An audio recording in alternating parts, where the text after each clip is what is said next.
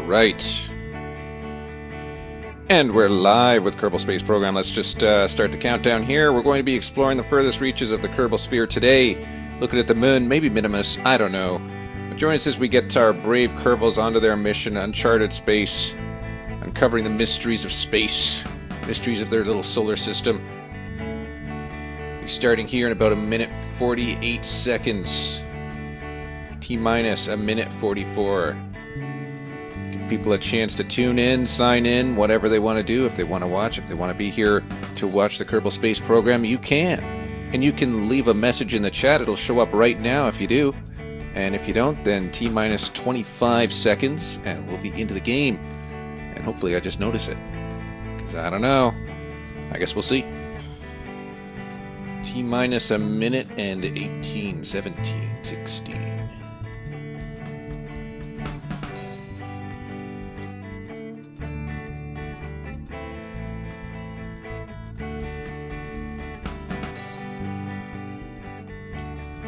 Yeah, looking at some of these missions we have active.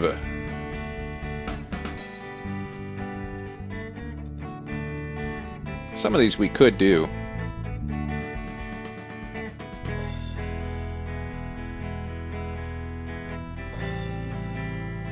Yeah, it could work. Just in orbit. I really want to try and send up a spacecraft today to see if we can land it on the moon and get it back to Kerbin.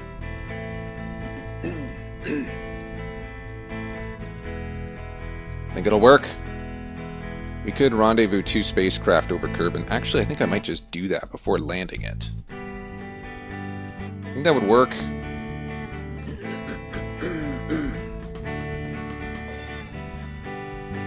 Bit of a frog in the throat, as they say. Oh, that's a wonderful face to end the countdown on. Okay, let's get started in the Kerbal Space Program. All right, and here we are. So let's take a look at our moonlander because that's the one we're going to be working with. We are going to be trying to land the moon and return to Kerbin.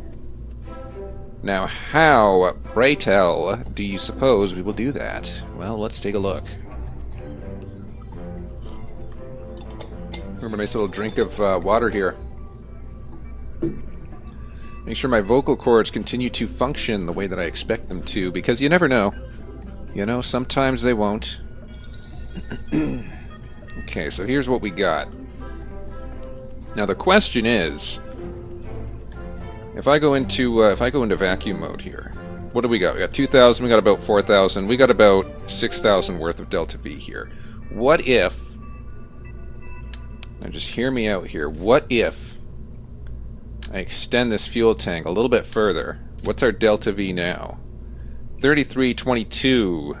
That's actually, hold on, what is that? Is that 33? That is 3391 and 2264. So the problem here is, even though this is more, this is considerably less. So this ends up being, what is it? 5,500?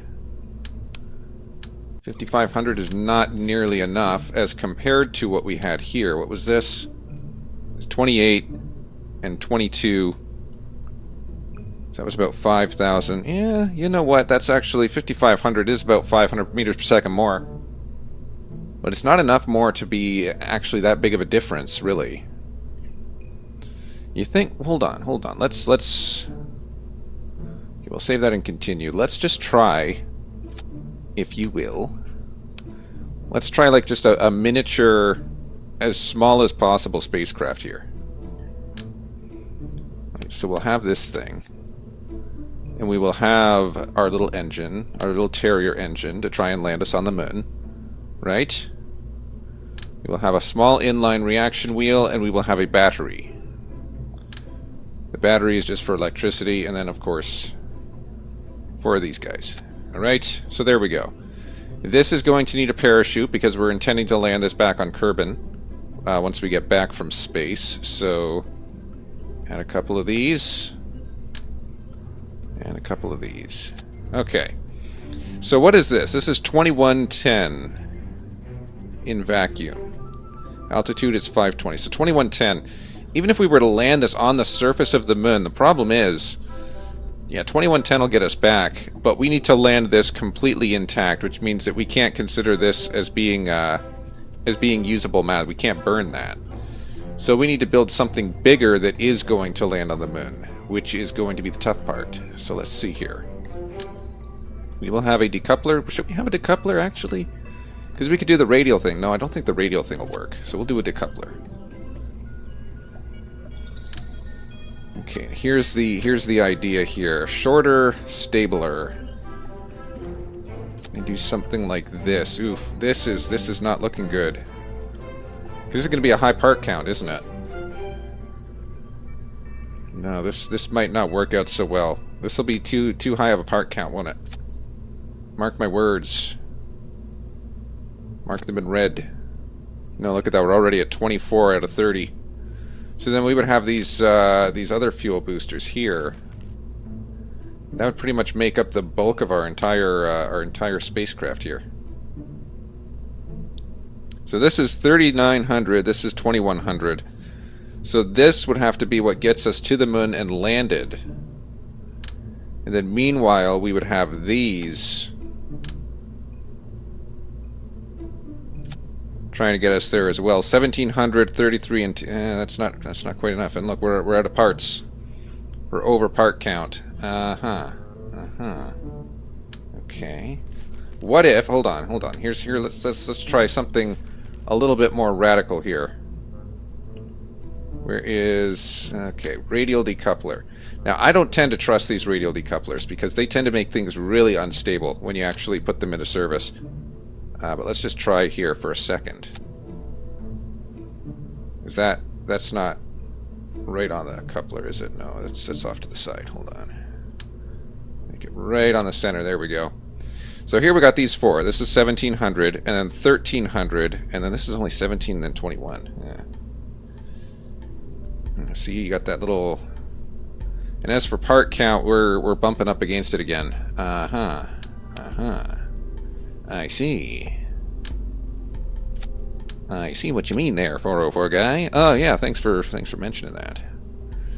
So yeah, this would be 1,500, 2,500. It's just not enough. How would we get to the moon and back? Well, here's what I'm going to do then. I'm going to put this little clampy thing on here. Where's the clampy thing? Mr. Clamp It. There it is. Okay, so we'll put the little clampy thing on there. This is not going to work, though, because this is going to be super unstable, isn't it? Especially with these. These are going to fall all over the place. It's 28 out of 30 parts. So we don't even have enough to make this aerodynamically stable. We can't add tail fins. No, doesn't work. Doesn't work. What if I just, like, made this a Roman candle? Check it out. Roman candleize this thing.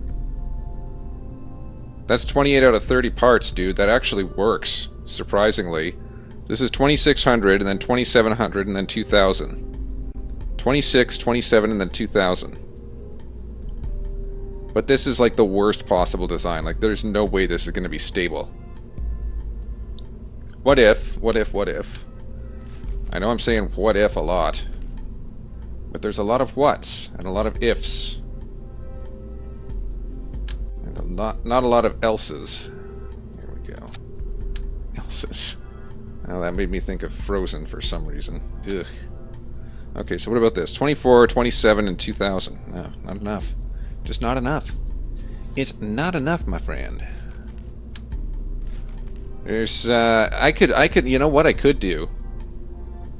And you know what might actually work? Rendezvous 2 vessels in orbit of Kerbin, right? I could do that and use it as a refueling mission, right?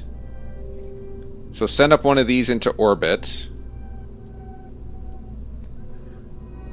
Or I could put it into orbit of the moon, use it as a refueler there, so that it's full of fuel when it lands with this guy. And then this guy detaches, and then this guy's what gets you back. And is this enough to get back? That's enough to get back 2,000. Right, so then this bottom part would be your lander. But I don't like the idea of having to do multiple missions just to land on the moon with this one spacecraft here, you know? And furthermore, this one spacecraft isn't even going to get there. Wait, shielded? No, retracted. There we go. Because this isn't even enough to get us to the moon. It's like not even. Put this on, yeah, because we're bumping up against part counts here, and we're also bumping up against construction limits. Because this is our part count limit. We're at 28 now, so that's more or less our limit right there. This has a crossfeed, enable crossfeed. So we would have to get this into orbit of the moon, or in orbit of Kerbin, which we can get this into orbit of Kerbin easily enough. It's not a problem getting it in orbit of Kerbin. Oh, speaking of which, communications. Oy. Never thought that one would be coming back to bite me. Okay. Yeah, no, that's our limit then. That's our absolute limit. Just one. Because what I kind of want to do, I kind of want to add another control module to the top here. There. So that's about as good as we can make it. Yeah, this top bit here is not going to go well. Not at all. 2000. So this, basically we launch with these solid boosters, and then we burn a whole bunch here to get into orbit. Then we need to send up a refueler in order to refuel this, so that we can then burn these to get to the moon and land, and then take off for some period of time, and then use this to get the rest of the way back to Kerbin. I don't know. It's a very, very unlikely scenario, I'd say. And the next one that goes up is just going to be pure fuel. Okay, we'll call this Fuely Boy. Fueli. It could work. My argument is that this could work, potentially. But simultaneously, that argument is flawed in its very nature, because even though it could work, I don't think it's gonna. These are gonna be too unstable. We're right at our part count limit too. Yikes. Let's take a moment. First of all, we'll warp to sunrise. And then when the sun's out, we'll take a look at what missions we have. What do we have? Minimus, temperature surveys, observational surveys. This we could potentially do. Oh, it's crew reports, though. I don't know so much about crew reports. One thing I should do, hold on. I'm going to take this off. Cancel that strategy. Yes. 1% of reputation gains for each 1 unit of reputation. Yeah, we're not that desperate for funds anymore, so that should be fine. What we really need is we need a higher reputation. We need our reputation above 50 if possible. I think we can do this equatorial orbit. Generate power, must be fully assembled. Yeah, we can do this no problem. I'm going to do that instead. And we're going to work towards upgrading our facilities so that we can hopefully send the thingy-badoo. Is this the one we want to send? Yes, this is the one we want to send. We want to make sure that we don't have anybody on board when we send it. No, wait, this isn't the one we want to send, is it? What was the one we wanted to send? Were we actually sending the moon one up there? Hold on. The observer one? Moon maybe, just test the thing. Hold on, the observer one. What did the observer one look like? Okay, the observer one looked awful. Okay, so what are these ones that I have orbiting right now? I gotta check my communication sats. Am I using the Untitled Communications Satellite pattern? I am. Untitled Communications Sat. And I gotta bring it out to this orbit right here, which might actually be more conducive to the moon orbiter. Because if I take a look at this guy's not going to have a lot of fuel, is he? He's going to be like, yo, where'd all the fuel go? We only got 406. Yeah, that's not going to work. Okay, back to Space Center. I'm going to go ahead and repurpose the moon one then. We're going to, yeah, it's a moon lander, but it'll get us to the equatorial orbit that we're interested in. And it meets all the other requirements, so hey, why not?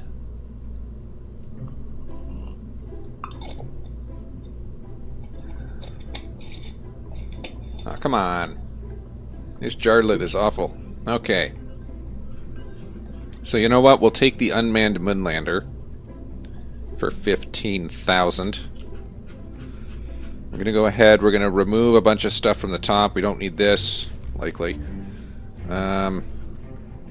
Actually, it's going to cost us 15,000 just to get there. Hold on. Where's all the cost going into this? I know these aren't that expensive. Are these? These are expensive. Okay. Is there better aerodynamic control? These are 640. These are 600. Yikes. These are 25. Now, I know that's not a very good solution. You know what? We got to save some money on this. It's worth 12,000. You're crazy. Okay, what if I took this? Hold on. Took this off. Remove this. Remove this. Put these up here like so, because this is not going to the moon. Oh, that's only 1,200. Hold on, that's 1,200 at altitude. At vacuum, that's 4,000. Okay, that's enough. That'll get us, actually, 5,000, 6,000, 7,000. That could potentially... That's more than the other one, wasn't it? Well, maybe that is a better solution. Maybe we could take this to the moon. Who knows? 11,000. We got to get this to an equatorial orbit, which should be possible. This is a little less expensive, but still quite expensive. What is the cost of these? These are 850. We got 4 of them. 5 of them, actually. Terrier engine's only 390. And then these fuel segments, these are each 500. Okay, you know what? I'm starting to see where the cost adds up. 600 for the reaction wheels. We probably don't need 3 of them, though. We'll do 2 of them. Save a little bit of cost. Only 10,000 now. Not going to call this unmanned moon. We're going to call this equatorial orbiter. There we go. We're not going to save it. We're just going to launch it. So the idea is we get an equatorial orbit. That'll give us a little bit of cash flow. We need to get a little bit more cash flow, and a little bit more, and a little bit more. Oh dear, oh dear, oh dear. Don't tip over. Don't you dare tip over. Don't you dare. I see you tipping over. I know you're going to tip over if I let you. Alright. Alright, I don't think it's going to tip over anymore. I didn't set the thrust limiter on these, did I? I don't think I did. Ooh. You know what? I want to set the thrust limiter. I gotta make sure, dude. Gotta make sure, dude. If the thrust limiter is not correctly set, then this thing's just gonna burn up on takeoff. And that is not what we want here. Okay, we do have a thrust limiter on these. That's good. That's good. Thrust to weight ratio 1.85. Okay, we can land that. All right, let's. I know we don't want to be going back and forth. Most people play this game on easy mode where they can just revert a flight. We cannot revert a flight. We are not able to go backwards in time. We do not have time travel abilities. I tried to get time travel abilities, but you know, going back in time is just such a tedious thing to do. Tried to do the whole Groundhog Day thing, and it just didn't work out in my favor.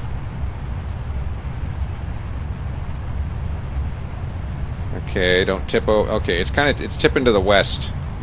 We don't want to tip to the west. We want to be pointing east. Come on, tip to the east a little. To the east, I say. We don't have any aerodynamic controls, which is a problem. So maybe it would have been worthwhile to add those aerodynamic controls. Those active aerodynamic stabilizers on the rear of the engines there. That would have given us a little bit more control, especially in this lower atmosphere. But the cost, man. Maybe I should stop worrying about the cost, man. Just got to make sure that the mission is profitable. That's about it. Alright, 800 meters per second. We are at a reasonable altitude. What's our target here? Alright, we are able to exit atmosphere at this velocity. 108,000. I'm going to go ahead and bring this up a little bit higher here. We're going to go all the way to 50,000 before we let go. Alright, there we are, 50,000. Let's let go. And start burning this direction here. Far enough up in the atmosphere, this should be producing an acceptable amount of thrust. Alright, here we go, burning right to the east. How are we looking here? This is going to take a while to push this out. So this has 4,000 meters per second of delta V. We got to bring this thing all the way out to this equatorial orbit here. That is reasonably far away. Why is all this space debris out there? I wonder.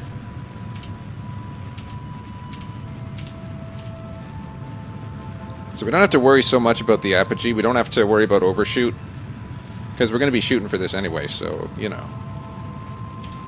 Whether it works or not is not actually, whether or not we get the perfect orbit. It's not really something that I'm going to be concerned about. So here we go, we've got our little antenna out. So yeah, this will get us our equatorial orbit. I think it'll get us a pretty good idea as well about whether or not we'll be able to take this to the moon and back. Because we got this 4,000 delta V right now. If we complete this and we still have... How much would we need? We need another 800 meters per second to get to the moon. Then when we get to the moon, we need to delta V something like 2,000 almost. So we need to have something like 3,000 meters per second from here, which we're not going to have. But if I had 3,000 meters per second from orbit of Kerbin, we could hit the moon, land, and then return to Kerbin as well. I think that would be the ideal solution there. If we had that. Need to have that 3,000 meters per second. Then we need to take into account, right, the orbital velocity at the moon is something like 800 meters per second, so we need to be able to get 800 from surface. So we're talking 800 meters per second from the surface of the moon. So yeah, that's another 800. No, I don't think this is moon landable.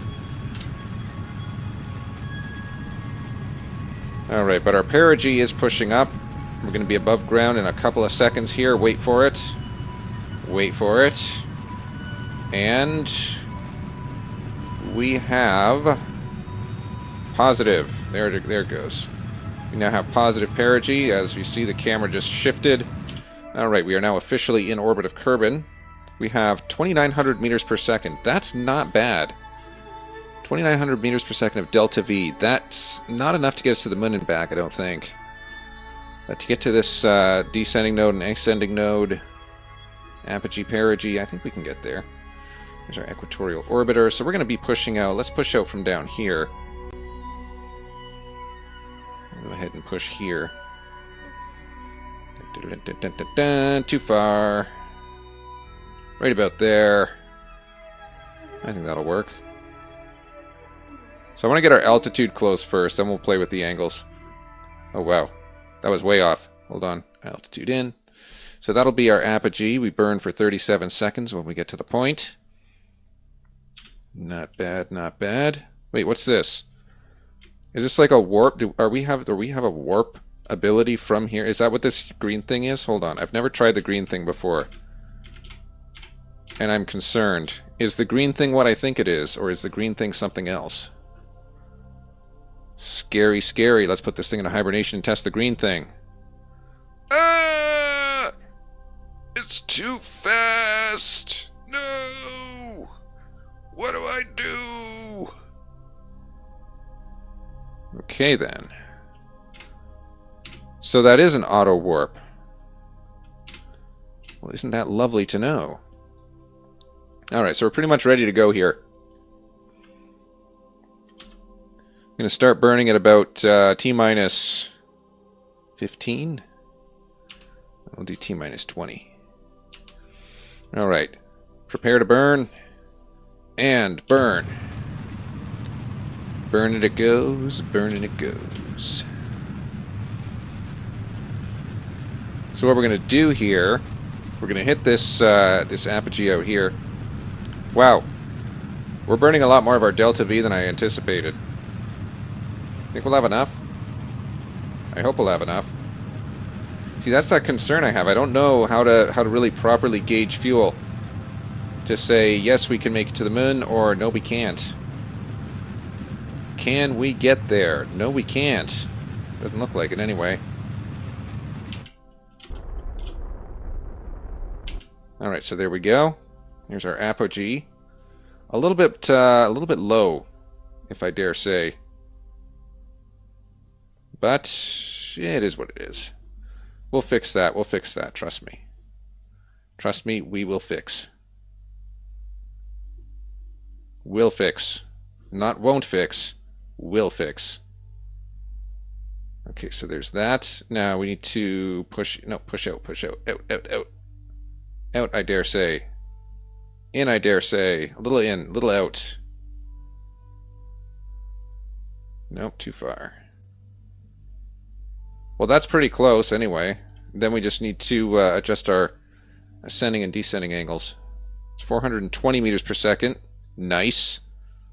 Internet number. That's perfect. 420.4. We'll give it another 0.29, and that'll be perfect. So another point. So add to this number 0.29 meters per second, and that's what our actual target is, right? Nice. Okay. Go ahead and hibernate our vessel. Warp ourselves to the point. Wow, that's a fast time warp. Alright, looking good so far. 18 seconds of burn time. Pointing in the correct direction. Take ourselves off of hibernation. Commence burn at T-minus 9 seconds. At T-minus 9 seconds to the node. Where is it? Go, go, go! Alright. So, perigee. Apogee. This is looking not too bad. At the very least, it's looking acceptable. Alright, here we go, and perfect.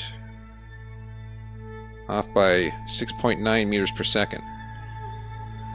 Okay, so now all we need to do, we need to wait until we get to this ascending node here. And just bump ourselves down. Down enough. And then it looks like we got to pump ourselves out as well.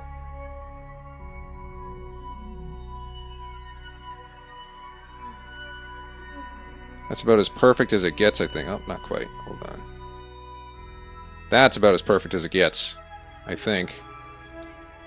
Close to, I guess, our limit of how close we can get there. That's about it. That's very close. It's a 3-second burn time in about 1 day and however many minutes. Put this into hibernation once we point at the node. So we're pointing away from the sun, which means if we try to warp now, we will lose all of our battery life and be completely useless for like half a year. So we'll do that. We'll put ourselves in hibernation. Let's warp to the point. 3 seconds of burn time. That'll be nice. There's Kerbin. Okay. Well within communications range.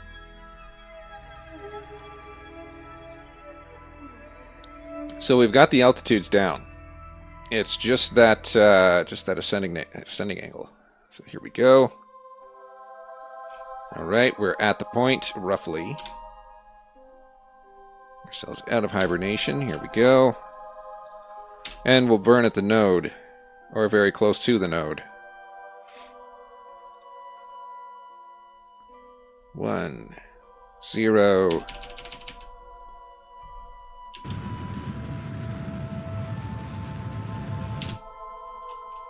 How close are we? Very, very close. I think that's it. Maintain stability for 10 seconds. We got it. We are now in equatorial orbit. Do you think that actually yielded profit? I wonder. Can we do temperature sensors from equatorial? No, it doesn't help. Doesn't help at all. We have another 1600 meters per second of delta V. Like I said, that might be enough to get to the moon. It might not. I'm worried about going to the moon and being stranded. Don't want to waste no missions. Alright, do we have anything else we can work on here? Separator landed at Kerbal. Absolutely, we can test that. Position another satellite in equatorial orbit. Well, we just did. Has to have an antenna, can generate power, and must maintain a mystery goo. We can do that. We can totally do that. Test the Terrier engine in flight. That's not as profitable. And only 480 to 580. That's a low speed. Synchronous orbit of Minimus. We still haven't gotten the world first mission for Minimus, have we? We've still got this one for the moon, but nothing for Minimus. We'll do a secondary one of these. Why not? This is equatorial orbit. It's not geostationary or geostationary. Poodle engine in flight over Kerbal. See, this is realistic. We could test this. Realistically.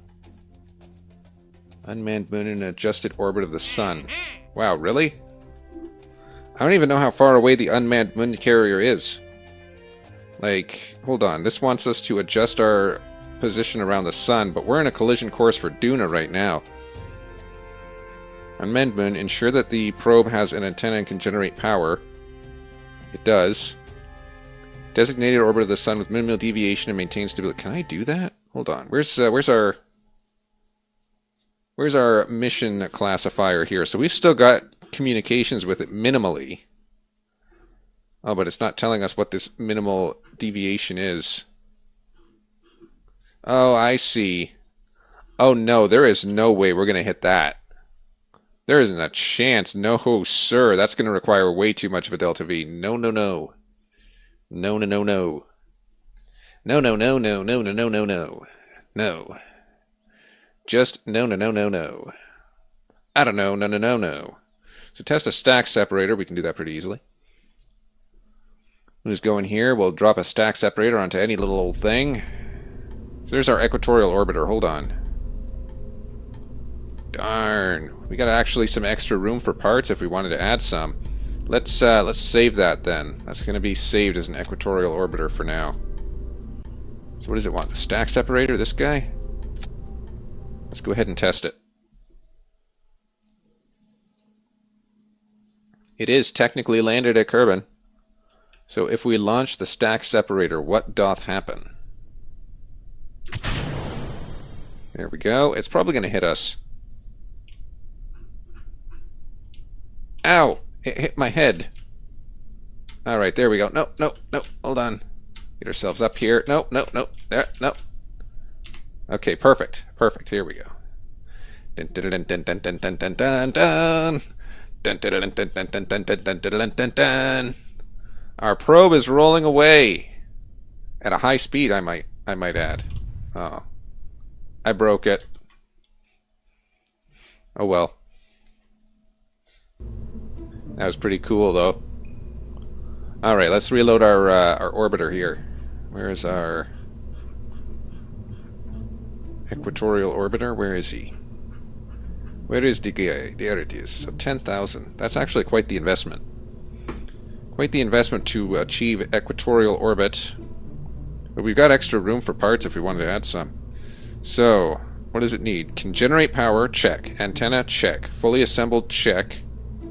Have a mystery goo on board. Needs to be checked. Reach a designated equatorial orbit. That's also in need of checking. So we could add additional parts to this if we wanted to.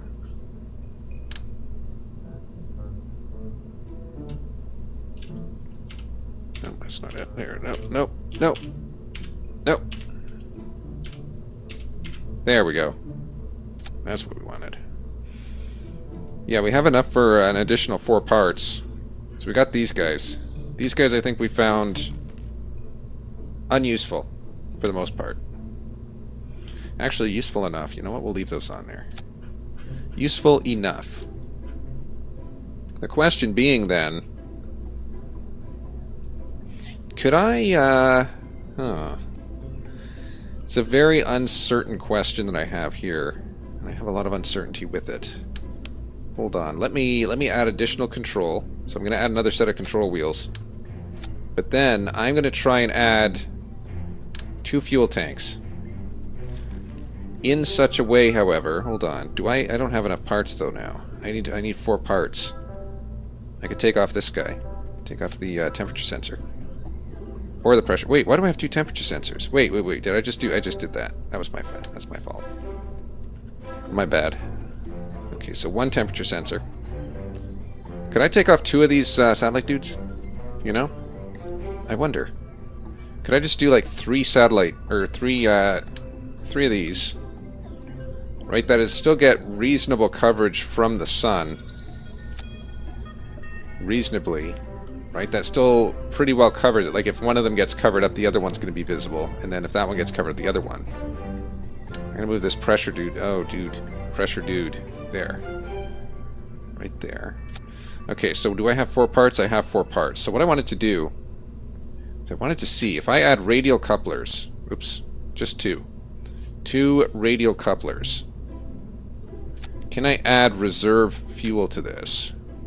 It's these 2 reserve fuel tanks. Right? Because there's... What happened here? Why is that inside? Hold on. That's weird. Doesn't have to be inside. It's crazy. Okay, here we go. Let's try this again. 2 radial fuel tanks containing reserve fuel. So the idea here is I add these and then I have the crossfeed. No, there's no crossfeed. Well, look at that. Well, I guess that answers my question. No, it won't work. Now what I could do... What if... Because you have a crossfeed with this dude, don't you? Crossfeed and editor toggles default off. Okay, so what if I put this on the front? Like that. And then added a fuel tank to the front. Like that. Right? Because then this has a crossfeed. I want to try something here. Let's just disable these. We'll empty this tank. And we're not going to launch. But we're going to sit there. We're going to see... Can I transfer fuel from the top to the bottom? And if so, how effectively? Like, this thing's going to be massively top-heavy. I think I'm going to want to use active aerodynamic stabilization. Yeah, very loose. How do I shift select? There we go. Okay, so no, it does not appear as though cross feed is a thing I can do. Wait, no, there's nothing I can do. Hold on. How do you cross feed? This, shift this, so I got both of these. Hold on. Pin this. Can I do shift this? Shift right click, control right click? No? Oh man, how do I cross feed? I'm gonna have to look this up. Nothing about cross feeding here. No. Okay, hold on. Hold on. I'm gonna have to look this up.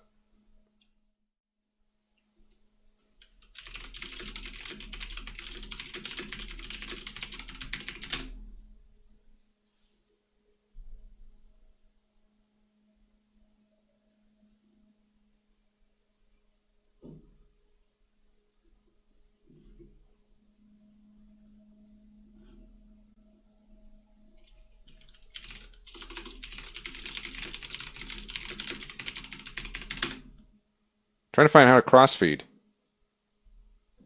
Hey, wait, where's the music on this? There's supposed to be music.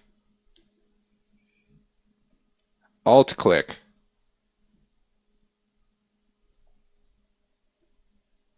Okay, so apparently crossfeed is alt-click. Let's go back. Okay, so I got this guy, alt-click to this guy. Oh, so he didn't do anything. Click, alt-click. Alt-click, other alt, control. Shift, control, alt. Windows key. I don't know what else I can click. There's no crossfeed. What about this? Alt-click. No, nothing. Other alt? No, nothing. Control alt click. Oh man, it lied to me. How do you crossfeed then?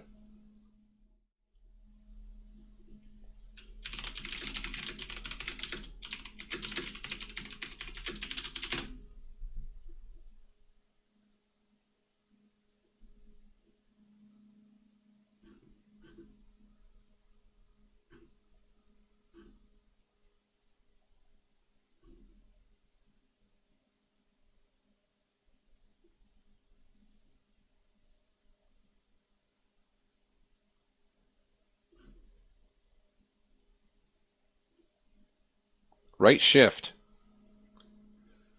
Alright, this is the last time I'm trying this. Right shift. I'm not seeing it.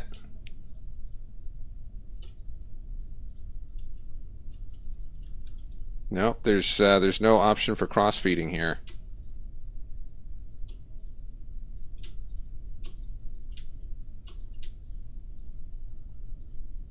Nothing at all. Huh.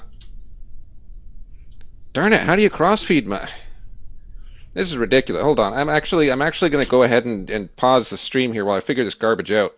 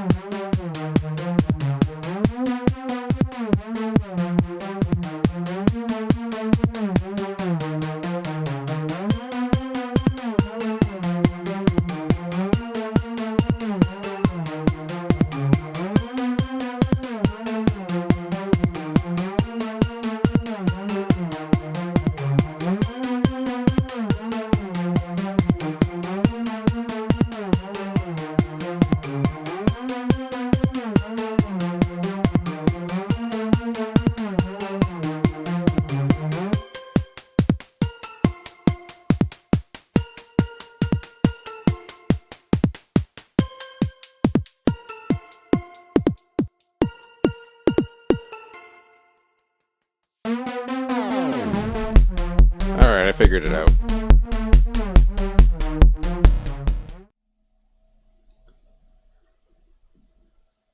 Alright, so little birdie tells me object tracking, manual maneuvers. That's not it. Contracts, that's not it. Action groups, EVAs. There's supposed to be a facility upgrade that'll, there it is, resource transfer available. So only once I upgrade the research and development facility, I can do the resource transfer. So that's why that wasn't working, but I don't think that's the only reason. I think you also can't do resource crossfeed through these dudes. So that I don't think was ever going to work. Let's load it up again. Let's get rid of this top garbage. Okay, so now we know. Gives us something to work with there. As for this, well, I have my doubts. But, I could increase the fuel usage. I don't know that that would really help us. I'm going to take these fins off. I'm going to replace them with the more expensive kind. Oh, that's not what I wanted. That's not what I wanted at all. No, sir. No, sir. No, sir. Bring these up a little. Okay, those are further down now as a result. And they're not even... Oh, my gosh. Oh, my gosh. I can't believe it. Okay. Alright, that's a little better. I think we can work with that. 64.5 and 67. I mean, they're not equal, but they're equal enough. Maybe I could have done more if I'd planned this out better. Let's see. Anything else? Anything else we need on this mission? We're supposed to have the antenna. We got the antenna. I don't think there's anything else we needed specifically for this. Equatorial orbit, mystery goo, 10 seconds, generates power, must have an antenna. We've got that, it's unmanned, fully assembled when launched, check. Alright, it looks good. Looks like it's something that'll work. Alright, we'll do another equatorial orbit mission. I think we can handle that. Got to build up our resource funds anyway.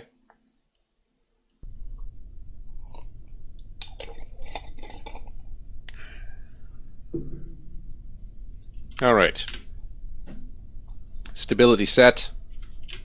Throttle set. Ready to launch in T-minus 3, 2, 1. We have liftoff. Oh boy, do we ever have liftoff. Yikes. That does not look stable at all, does it? Houston, we have a problem. Or should I say Kerbin, we have a problem. This is the 404 guy. It appears as though the positioning of the lower rockets is suboptimal, resulting in instabilities. This is not a stable design, however our aerodynamic stabilization is helping. It is not helping sufficiently to give confidence in this design. Recommend moving those lower rockets up higher in order to avoid possible catastrophic instabilities. Over. Yes, indeed. This does not look good, is kind of the gist of what I'm saying here. Alright, here we go. Upper atmosphere. Yikes, it's burning up. Yikes, it's burning up. Alright, there we go. Okay, pretty much ready to go. This should be hitting 100,000, isn't it? 121,000. About 50,000 meters. We're going to start burning in the direction of east. All right, we have altitude. Let go. Start burning east.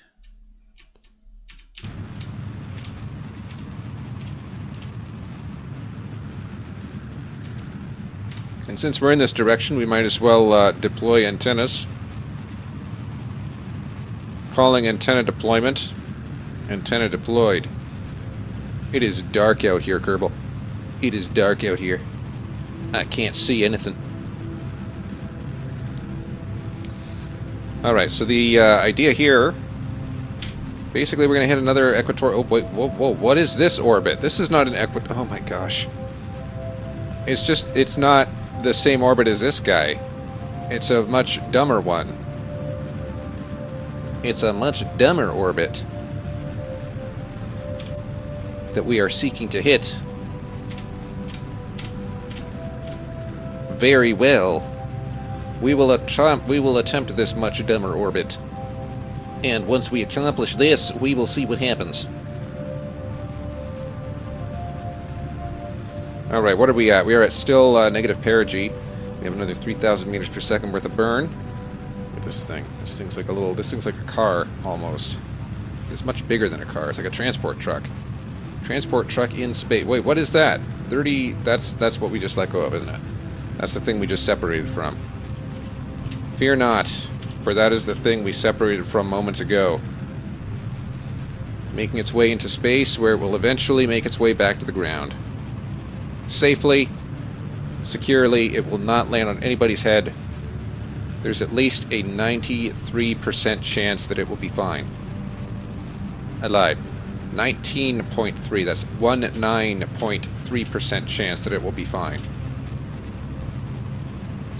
I like those odds. Okay, here we go. Perigee is still negative 200 kilometers. But we are building it up. We'll be positive in a few moments. Positive in the moments. Alright, perigee is minus 70 kilometers. Rapidly climbing. And we now have positive perigee. And we have orbit. Kerbin, we have orbit. Over. Alright, 404 guy. Good job. Why, thank you for the compliment. So we need to hit this apogee of about 2 million meters. Which I think we can do if we burn right here. Out to 2 million. 2 million. Maybe in a little bit. Ooh, I don't like burning in like that. It's ugly. It's not cute at all. Okay, so that's gonna hit our point. That's 23 seconds of burn. Plenty of fuel to accomplish that one. And then we just need to neaten it up once we get there. Let's oh dear, it's dark. Hold on. Go ahead and put this into hibernation mode, since it's so dark. And we will warp to our point. And while we're warping, chances are, look at that, we will have sunlight. Yay, sunlight. How incredible. Okay, so we're going to be on the other side. We're going to be in the darkness once again. But fear not, for darkness is not that scary. If you allow it to be not scary. If you allow it to be scary, it's going to scare the pants off you. But if you do not allow darkness to scare you, then scare you it shall not. And if you look too long into darkness, the darkness looks also into you. I don't actually know that.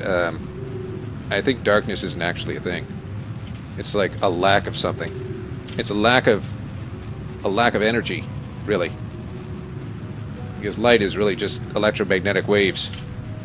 So a lack of electromagnetic waves means what it means. Whatever it means. And whenever it means, as luck might have it. So here's our apogee. We'll go ahead and we'll add a maneuver. This is not going to be as pretty as the last one, is it? I should have fixed the ascending and descending nodes sooner, because it's going to be more fuel to burn to fix them now than it was if I had fixed them before I got into this this mess. And a fine mess it is. Okay. Aye, and a fine mess it is. We'll go ahead and hold on, hibernation on, and warp ourselves to that next point. Only 7 seconds of burn. That'll be nice. There's the sun. There's the moon. And there's us. Hibernation off. Let's go. Let's go. Let's go. Quickly now. Let's go. Let's go. Let's go. Let's go. All right. Here we are. 7 seconds of burn. Ready to go. We will start burning roughly 5 seconds, roughly 3 to 5 seconds. Alright, here we go. Angle this down a little bit. 4, 3, 2, 1, 0. Alright, there's our target. Wait. It calls this close enough? Are you kidding me? We're not anywhere close to the correct angle. You're calling that close enough, Kerbal Space Program? You're nuts. Not even the good kind of nuts. Like, this is the scary kind of nuts that makes people uncomfortable. Yikes, Kerbal Space Program, how could you? Ruined everything. That was going to be fun, too. Oh, well. You know what? I guess we have to live with it. But we don't have to be happy about it. Let's put this guy in a hibernation mode. Does hibernation, does it still... It looks like it still communicates in hibernation mode. So that could work. Anyway, we have the equatorial orbiter there. We have a second one here. I think. This one doesn't have a name, though. And then we have this random space debris, which is in a rather unfortunate location. Hold on. Do we have any of is any of this debris going to ever make its way back to the surface? I don't think it will. I think we're just going to have like a whole bunch of space garbage here. Okay. Well, as luck would have it, I'm not afraid of space garbage. We'll once we get a grabbing thing, we'll launch it up into orbit, and we'll just grab those things and deorbit them.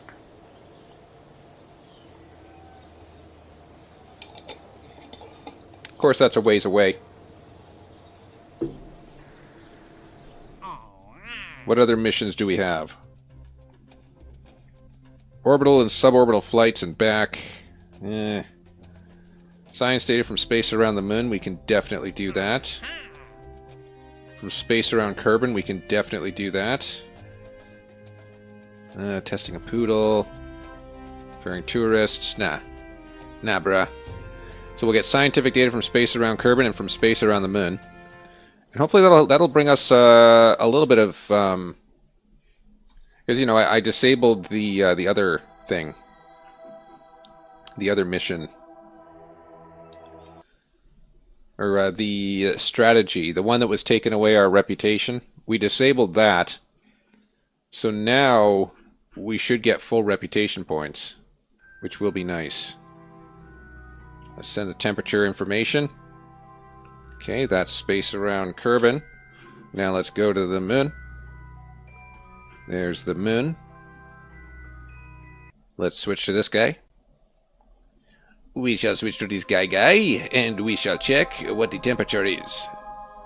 We now have the temperature. We are going to transmit it back to Kerbin. As you can see, we have accomplished our mission. We have transmitted data back to Kerbin. We will return there. We should perhaps clear out these missions. It is not good to have a long list of missions if it's going to be in the way. So we will clear the missions. Here are the missions. Oh no, here are the missions. Many of them. And we will clear the missions. And clear the message. And we have this message. And this one. And also this one. Of course there's this one. And we will keep the well first. It is good to refer to those. Alright. Ooh, a polar orbit. That would be fun. Okay, position synchronous at minimus. Test a parachute in flight. We could do that. Haul a Terrier engine into orbit above Kerbin. We could do that. Actually, we have done that in numerous cases, but just not that low of a velocity. Haul a parachute into flight. Okay, so we could do this. We could also do this. I don't know. Because look at us. Look at where our funds are now at 13. Or not 13, 1.3 million. So we can upgrade this for 450,000. That would put us at about... We did 450,000. That would put us at 920-ish. Which still gives us enough room to upgrade this guy, but then we'd be out of funds. So let's manage our funds carefully here. We'll do another couple missions, and then we will look at upgrading. So what do we have? You have to haul a parachute into flight. I mean, that we can probably do. We We don't want to do this polar orbit. Right? Fully assembled, reach the designated, antenna and can generate power. Like this we could do. I'm pretty sure. Polar orbit. What does this polar orbit look like? I must ask. So this is what our polar orbit look. Wow, it's going to be straight north-south. Hold on, where is Kerbin? Kerbin is down here, so we wouldn't even be launching from there. We would have to wait until whatever this time is, launch there and just go straight north-south.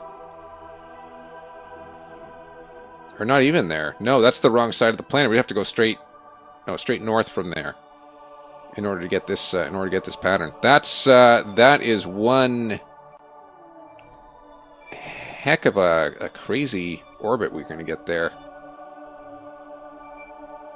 Seems to me that would be very difficult to do. Because you're not just burning straight east-west. You're not taking advantage of that. In this case, you're taking advantage of north-south. You're basically burning the whole thing. How much fuel did we have left in this? Maybe we can do that. So, fuel quantity. Our delta V was 1,600 meters per second. So, Hold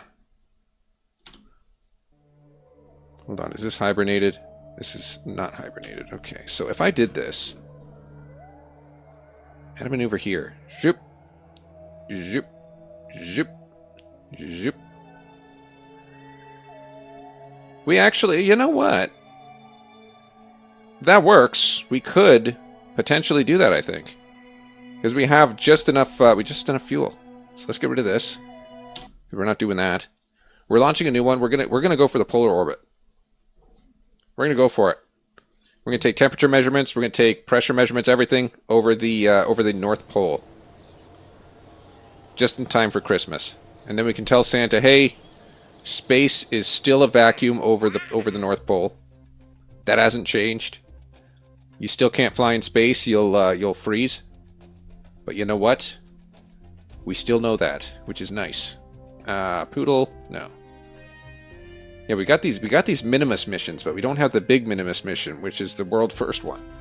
So I'm reluctant to go to Minimus until we get that. Can lug a parachute into flight. I don't really want to though. We'll see what we get after we get the synchronous, or not the synchronous. Once we get the polar orbit, we'll see what missions we got. So let's go. We are going to reuse the equatorial orbiter. Where's the equatorial orbiter? There it is. We are simply going to rename it to the polar orbiter. Now, man, this is actually still expensive. This is 14,000. We're spending 14,000 for the launch. Yikes. So it's not optimal to launch it right now, as a matter of fact. We have to wait until Kerbal is lined up with that. So let's go to the tracking station. We know what orbit we want to hit. We want to wait until we're lined up with that when we go to launch. So Kerbin is over here. We gotta wait for it to be over here somewhere, basically. Let's go ahead and warp until we're pretty darn close. Once we're pretty darn close, we'll launch from there. So right about here, that's where we want to launch from. So let's go ahead. We'll get our polar orbiter. We're going to have to send it north-south, I believe. Let's just check mission control. Anything new mission control? Nothing. Position a satellite in stationary orbit of Minimus.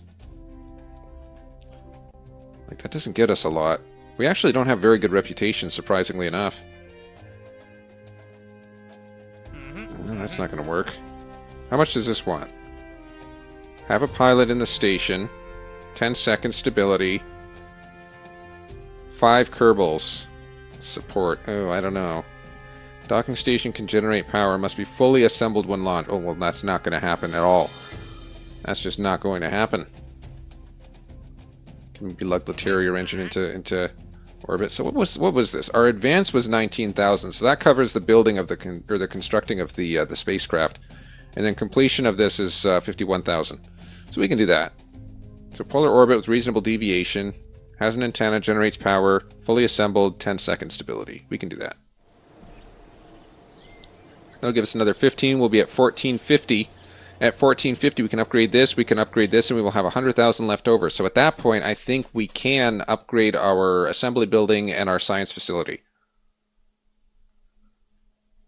Let's grab a drink of water.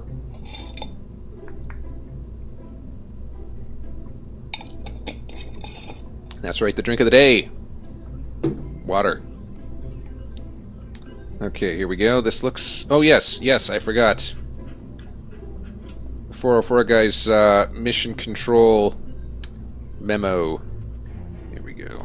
Move these up. All right, a little bit more compact. You don't really need your weight to be so heavily distributed. So these are good to go. Then we break off, and then this guy's good to go, and that will hopefully get us into a polar orbit. So I just got to make sure. Ooh, I don't want to necessarily save. Because if I save it, it's going to save as polar orbiter. We're just going to have this mess of repeated designs that don't actually do anything functionally different from their predecessors. Wouldn't that be awful? Alright, much more stable, not bouncing off of the platform. So, once we launch, which way are we going? We are going straight north. Right? I believe so. East, west, north. So we launch and we head north immediately. Stabilization. So north is going to be pushing down. And we're ready to launch, so we might as well go. And a 3, and a 2, and a 1. Okay, I don't like that. This was a very unstable launch. It didn't look very good. No, sir, at all. It did not. Okay, we're going to want to push west a little bit. West and north. Pushing it west, pushing it north. Alright.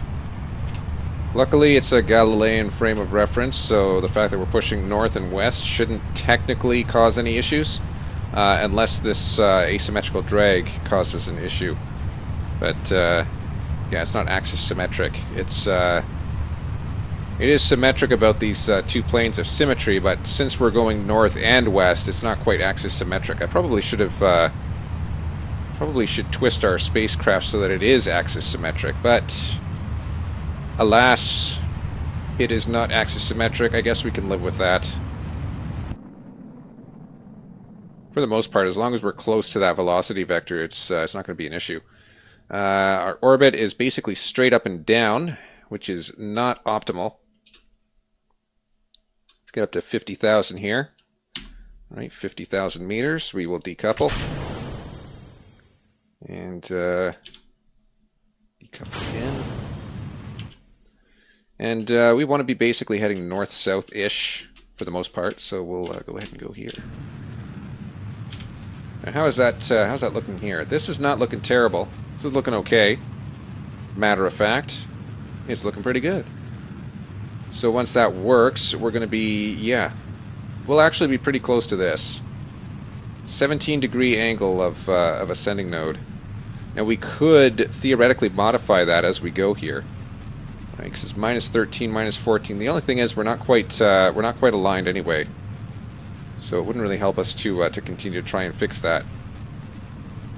We will just continue as is. Stay the course, that's what they say. Of course, they didn't realize that the course went through a cemetery, and so when you stay the course, you know, you're playing golf in a cemetery, at some point you got to question yourself and question your values. But you know what? Stay the course. Stay the course, that's what they say.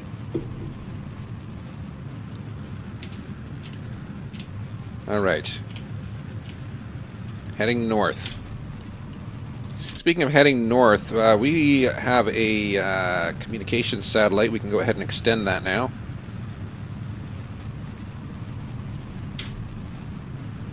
Alright, looking good, actually. Looking very good.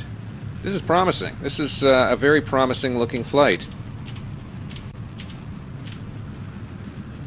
Okay, what are these ascending and descending nodes? These are about minus 11 degrees. Not bad. 11-degree deviation. We can. I think we can fit that in. So there's our dude. Okay, our apogee is actually increasing much faster than we need it to. Let's keep that in check. We would much rather be increasing our tangential velocity at this point in time. Be more advantageous for us to get that perigee up above ground than it is to increase our apogee further. Because look at that, we're still minus 200 kilometers. That means we're going to land 200 kilometers below the ground. We'd rather not land on the ground at all. So let's continue this. Okay, looks like we have... You know what, I'm actually going to go ahead and... hold on, hibernation on. I'm going to warp to this apogee because this is ridiculous. It's really getting away from us here. Alright, here we go. Right there. And turn off our time hibernation. There we go. And this will get us above ground. Check it out. What was that, like 5 seconds of burn? Alright, so we are now above ground. Now it's a matter of trying to get this ascending and descending node matched, which I think we can do. We can go ahead and match those first, and then once these are matched, like look at this, we're looking right about here. Add a maneuver. So right around there, we're looking to add a maneuver to push ourselves. Oops, I was right in the first place. This direction, I believe. Okay, maybe. Not so far. Oops. Keep in mind that direction, boy. 105 and 206. So that's about it. 403 meters per second delta V there. So we modify that. That'll put us in a beneficial spot there, and then it's just a matter of pushing out our perigee or apogee to match the targeted distance. So we'll go ahead, we will hibernate again. Hibernation on. We will time warp to the point. And we're going behind the clouds almost. How far away is the sun? Actually, we're in a polar orbit, so we almost don't have to worry about the sun going down, do we? That is, of course, until we do. Actually, no, we do have to worry about it. Look at that, we're about to lose the sun. Just as I was saying, we wouldn't have to worry about it. Now we have to worry about it. Whoa. Crazy stuff. Alright, here we go. Alright, let's watch this ascending and descending node here. 6 seconds. 5. Sorry, degrees. 4, 3, 2, 1. About 0 degrees. Alright. Control locked. Wait, are we, Oh, we are in hibernation. Whoopsie.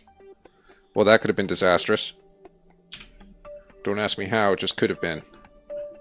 Could have been very disastrous. So I kind of want to push out from here, I suppose, to hit our apogee. So right over Kerbal Space Center. We'll add a maneuver here. Push out to apogee. Close to it anyway. Yeah, it's not too bad. I'd say that's acceptable. 700 meters per second of delta V. Oh my gosh.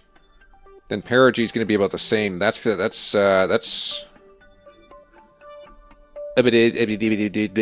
pushing it, folks. Okay, let's not warp to the next maneuver yet. Let's go to hibernation mode first, and then warp to the next maneuver.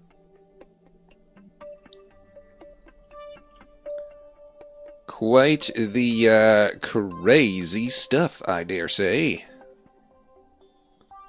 Alright, it's a 28-second burn. Let's go off of hibernation mode. We'll point ourselves at the target.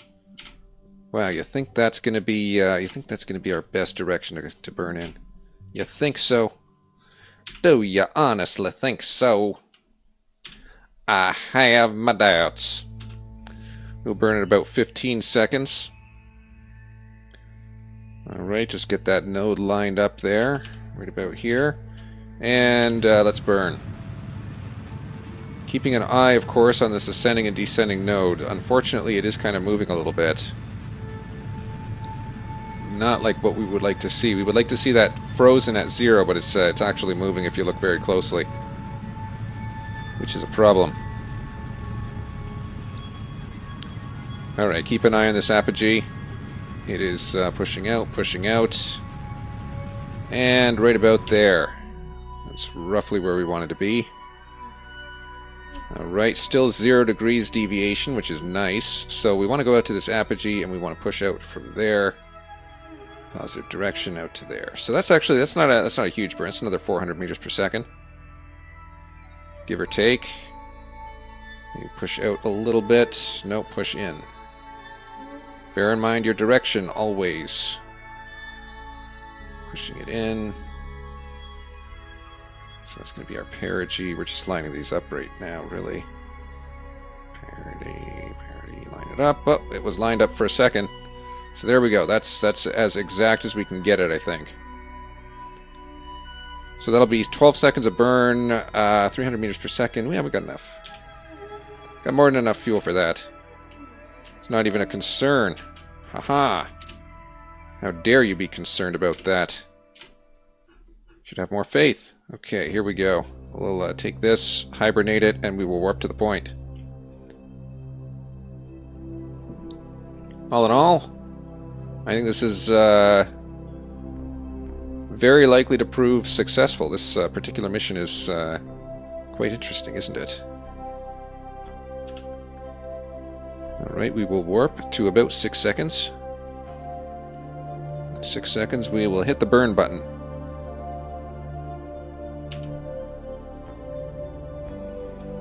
Alright, ready to hit the burn button. Off we go. Oh, no, we're moving our angles again. Not something I wanted to see.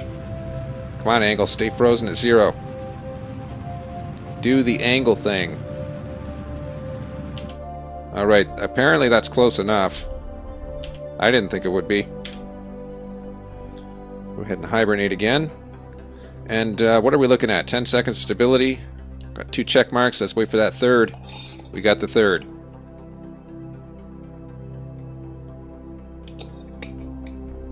So that's another 50k to play with. Which is a good sign. So let's go back to Space Center.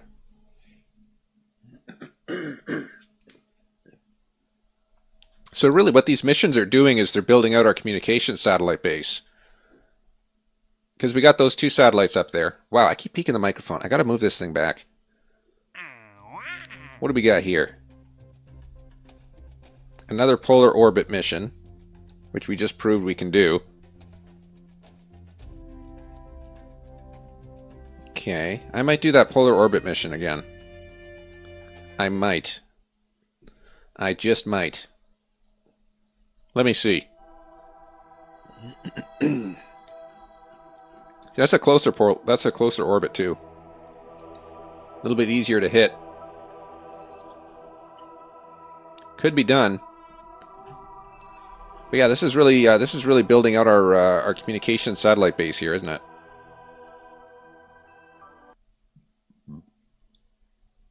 So we got that. We got the other one. So this is 1.1 million to upgrade. We're not going to upgrade that anytime soon. 450,000 to upgrade this. That'll put us at about 1 million.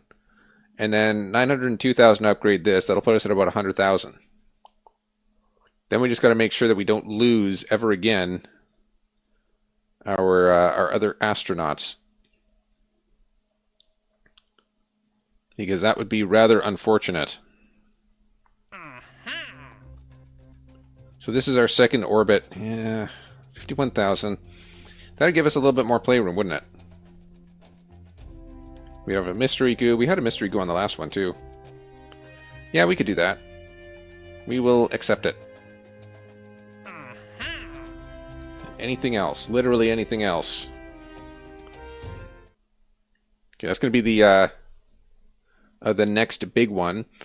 As for Polar Orbiter, we have it basically ready to go, don't we?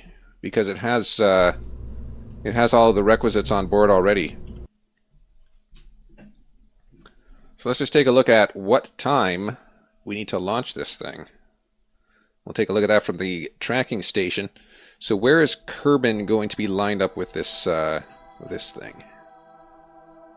So that's going to be... Yeah, we can do that midday. Why not? We go midday and we have to go due south. Midday launching south. Gotta wait for Kerbal to go right about here, somewhere close to here.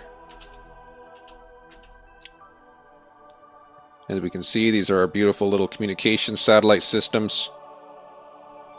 Occasionally flashing in and out. It's really interesting to see how that connects up together, you know? Pretty cool little feature. Oh no, we went too far. Quick, launch it now.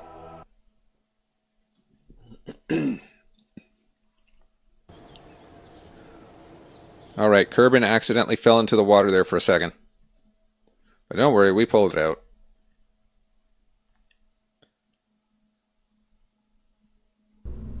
Alright, here we have the orbiter, the polar. It is as usable as the other ones. We will be launching and pointing due south.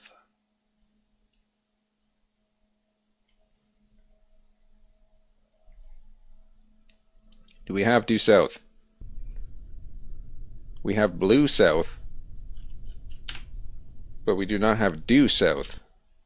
We have generic water south, but as for due, not quite. So we're going to go launch and south. Are we prepared to launch and south? We are prepared to launch and south. Excellent. Let us begin. We have liftoff. We have liftoff. Now we need to push south. South and a little bit west. South and west. West in order to counteract the natural velocity resulting from the orbital, and south because we want to be going in the southerly direction to meet with our target. So far is looking okay. Alright. Looking good, looking good. So we just gotta push this a little further. Ultimately, this design is effective, very effective.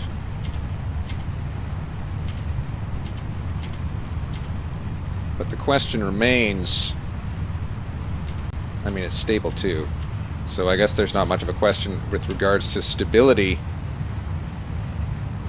It's just, can we control it well enough to hit the target orbit that we want to hit this time? Which we were able to do it last time. Hopefully this time will be more of the same. We will decouple at 50,000, so we'll wait for that. 50,000, 50,000, 50,000, decouple. And let's push away a little bit and point ourselves due south.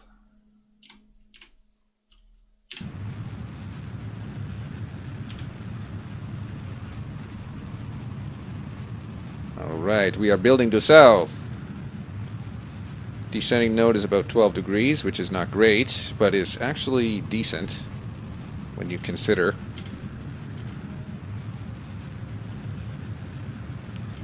you think I can get that descending node to 0? I don't think so. I have my doubts. But it's looking like it might get close to 0. You know what I mean? You know what I mean? Could be. Actually, 4 degrees isn't bad. I think is 2 degrees the limit? Or was it 1 degrees? Yeah, this is ideal here. 2 degrees. 1 degrees. Less than 1 degrees. Okay, I think that's the limit right there. So let's just go back here, because we're never going to get better than that. That is exceptionally well. So now we just need to push that perigee up. And this time I don't want our apogee to go nuts. I'm just saying. No! Our apogee going nuts is what messed us up last time. Just keep pushing. Just keep pushing. Our apogee is high enough, don't I say? Alright, looking good. We have plenty of fuel. We have about 2,900 meters per second of delta V remaining. Periapsis is still negative 300 kilometers. But look at that. We're approaching apogee in T-minus 28 seconds. Of course, that T-minus 28 is a little bit unreliable since we are actually accelerating at the moment. As long as we're accelerating, that apogee is continually moving further and further away from us. Oh, we're going back, we're going back. Go back this way. Come on, bring that ascending node back to 1 degree if you please. Thank you. Alright. Looks good. We have another 2,200 meters per second of delta V. And we're only 1 degrees off, so that's not bad. Of course, could be better. So where are we in this? We can actually push out from perigee right here, which is 34 minutes away. So let's go ahead and do that. We will increase this out. Okay, that is not the direction I wanted to go in. 34. Oh, that's on the other side of the planet. Well, then never mind. We will push out from here instead. Yes, because that is the direction we want to go in. Hold on. Hold on. No! Give me this back. Bring that in, roughly. It looks good. Looks okay, anyway. Doesn't look grand. Of course. Nothing ever does. Looks good, though. Looks decent. Looks doable. Let's go here. Alright, ready to go for the most part. Let's just put her into hibernation mode. And then time warp to the location where we want to initiate the burn.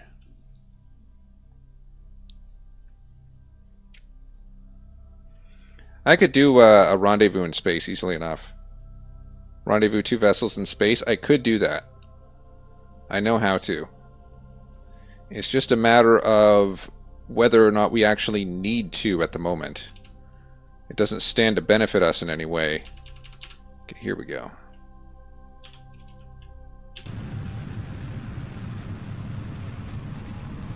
Alright, here we go, here we go. Still 1 degree. Keeping that 1 degree deviation where we want it. So this will bring us out. We'll have about another 1,500 meters per second of delta V, 15 to 1,700. That's not bad at all. I mean, we could get to Minimus right now. If we wanted to, we could get to Minimus right now. And Minimus is considerably easier to return from than the moon. So we could just do that if we wanted to.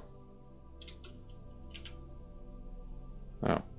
I think we left it in hibernation. Yes, we did. We did. We totally did. Anywho. I should have left that in hibernation, actually, because we're going to be putting it right back in. Once we get to this control node, right out here, lovely, lovely, we are going to add a maneuver. Provided that we are not asleep. That maneuver is going to push us out to our perigee. Of course, a little bit more controlled than that. We are going to need to push out. That'll be close. That'll be very close. Push in. That's about as good as it gets. Now, we're still going to be off by a degree here. But we can repair that once we get there. It's not a big deal. Point ourselves at the node, and we will go ahead and accelerate into it. In about another hour. Let's go. Hibernation mode. So much easier being able to time warp from there. I like that little feature. Of course, there's a lot of other little features that I don't like. Like the fact that I have to manually turn on this hibernation mode every time. A little annoying. We will burn at 9 seconds. Burn at 9 seconds. 9 seconds to the node. Here we go. Alright, pushing it out nicely, nicely. Not nice.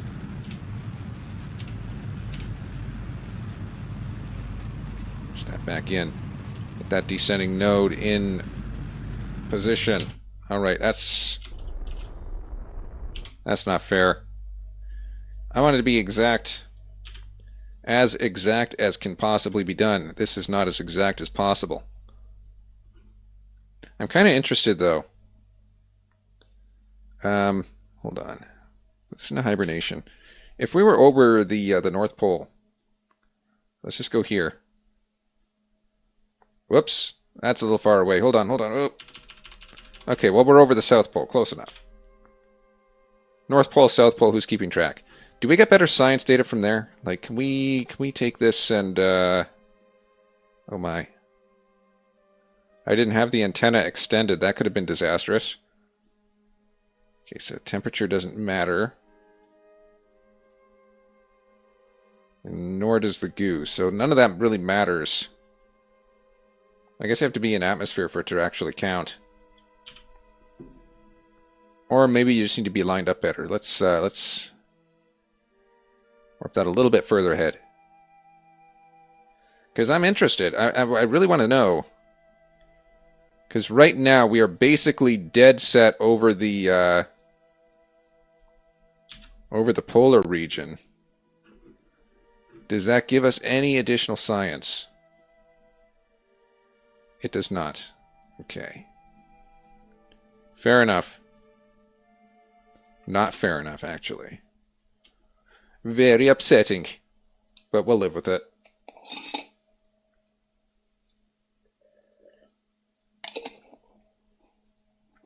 Alrighty Ridley.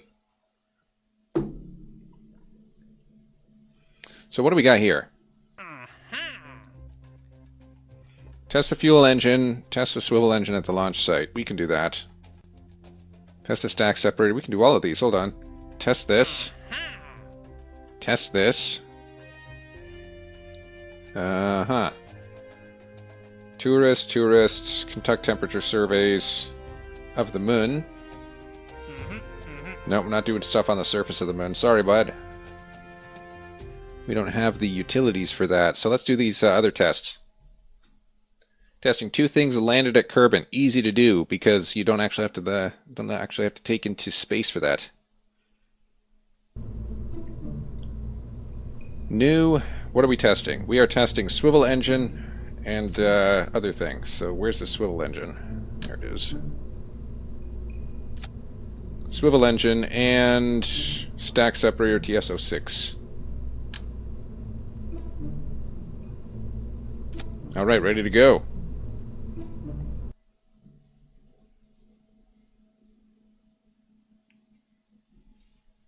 I wonder. I want to test something here.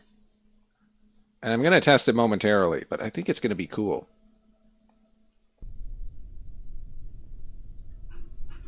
Alright, so what do we need to test? We needed to test... Okay, both of these. Alright, good.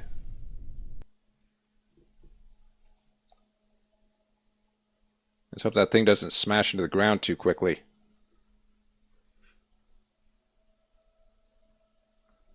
Wait for it to load. Is it ever gonna... Alright. What would happen if this thing fell down? Oof, that'd be a bit of a setback, wouldn't it? Okay, so what I wanted to test... What if, hypothetically... And this is a pure hypothetical situation here. What if I took this design... Take off the engine... Flip it over, right? Huh? And then attach a, hold on. We'll attach a small parachute. Oh. Stupid stack separate. Hold on, what's the ejection force of this? This one's 100. This'll work. This'll work just as well. I think. Something like that, right? Because it'll launch this thing up into the air, right? That's what I kind of want to test. Alright, it's a cheap test. I want to test it. It just looks so cool. Alright, so what would happen here? If I did this, can I use the Can I use this thing as a device for liftoff? Is the question. So here we go. No, we can't. Hold on. Well, that's kind of sad. I might have it backwards. We'll flip it upside down. We'll try it. And if not, then I'm going to go into a sandbox and I want to test something. Something really cool. And trust me, it will be pretty cool. Okay, let's just try that. Let's just try that again. This time we'll flip it backwards. I kind of want to. I want to go into sandbox mode. 'Cause there's some stuff I want to try out. I think it'll be cool. I think it'll be cool. Bear with me. Okay, let's see if this thing launches into space. See, the question I have.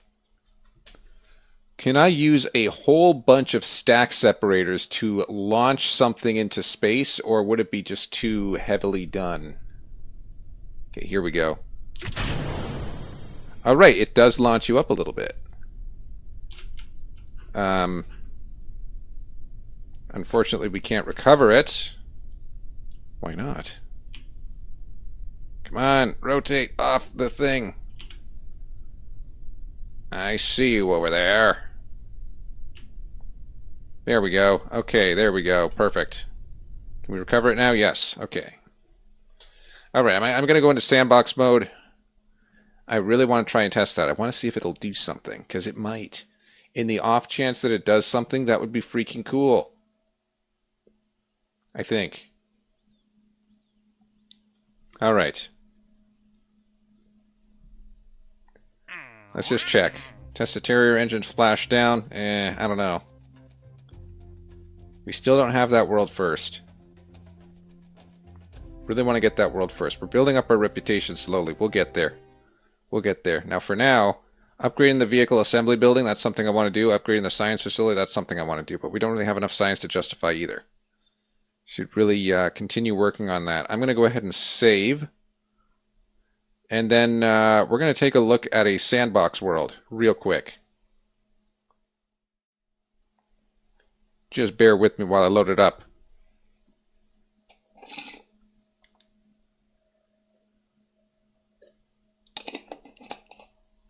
All right, here we go. Sandbox.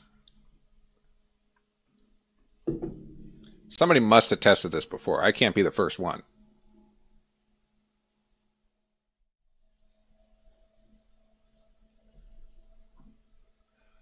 All right, let's see. So the test de jour, the 64-cent prize de jour, we're going to try and, okay, we got new. I'm going to try and, we'll make it an MK1 cockpit, you know? And so naturally there's going to be crew, right? Yes, there's going to be a crew member. Well, let's hope that crew member survives, because that'll be very depressing if they don't. Okay, so stack separator, TS06. Okay, that's way too small. TS12, that's it. Okay, so what we want to do, hold on, get this off of here. We want light structural stuff. Like very light structural stuff.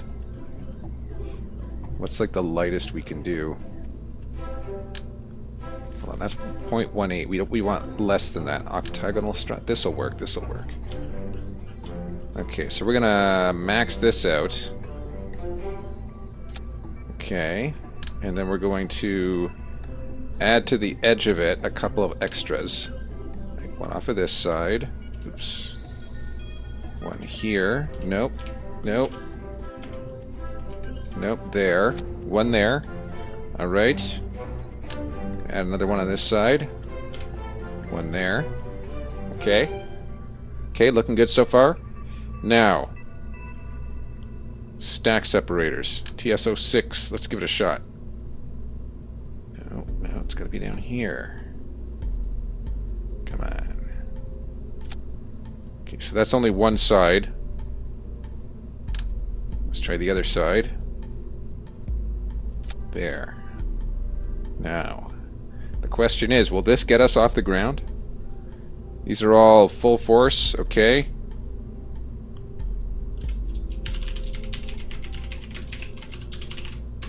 separator launcher.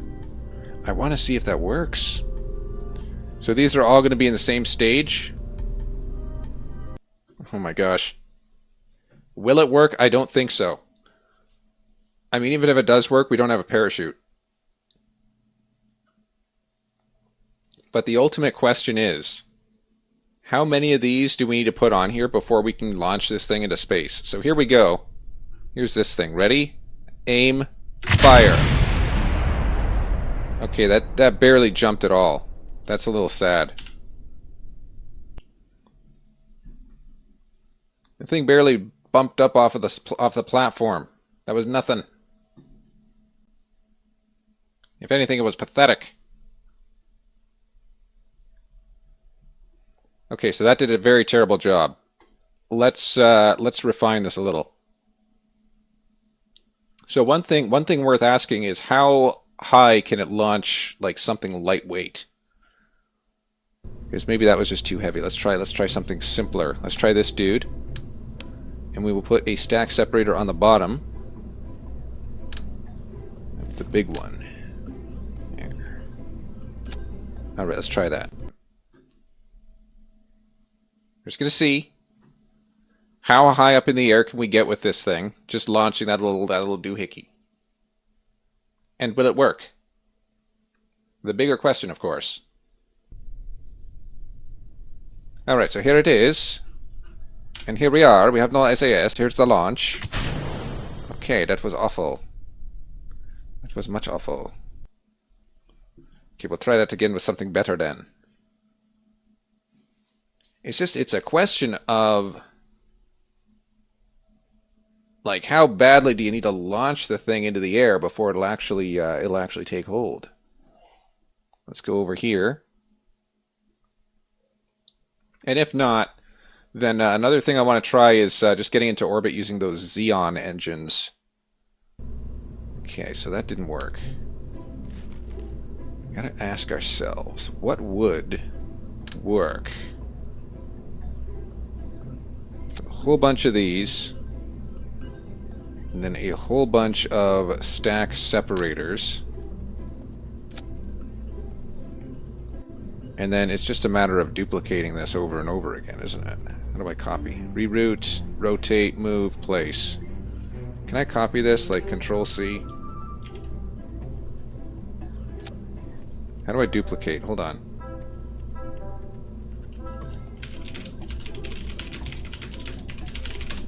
Duplicate part in editor.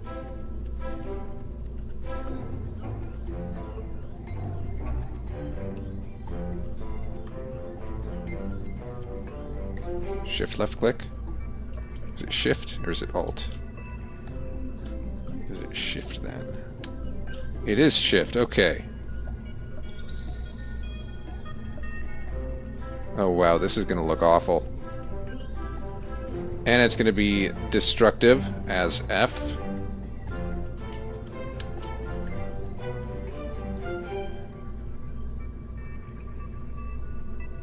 Okay, hold on, put these in here. Another shift. Dude, this is just gonna be awful. Oh, I can just feel it. I can feel it in the pit of my stomach. We're going to launch all of these, and we're going to see how high in the air we get. Okay, let's see. I don't think it's going to go very far. This is our lightest possible object. And we'll see how far it goes. And you know what? It would be nice to warp to sunrise, so I might just warp to sunrise, because this is a little annoying. Keep an eye on that electric charge, by the by. Okay, well, we're almost out of electric charge, and it's not sunrise. So let's just give this thing a launch. Whoa, dude, that launched us up far enough. Check that out. So that launched us up to 320 meters. Look at that. All right. We lost it, but that was pretty cool. Let's go back to vehicle assembly.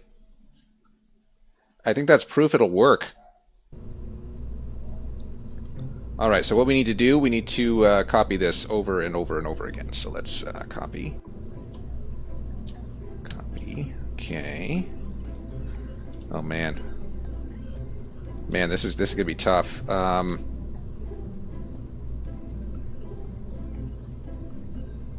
Okay, maybe if I just build it off of this. I wonder if this would work too.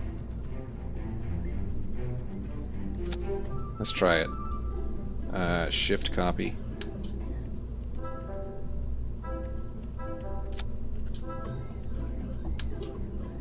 This is a new type of launch system. We're still not sure if it'll work when it's scaled up, but we are hopeful.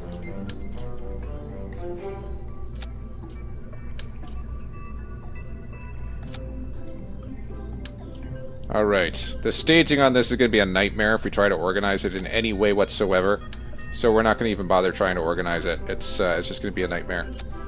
Okay, so there we go. The question being, will this get to space?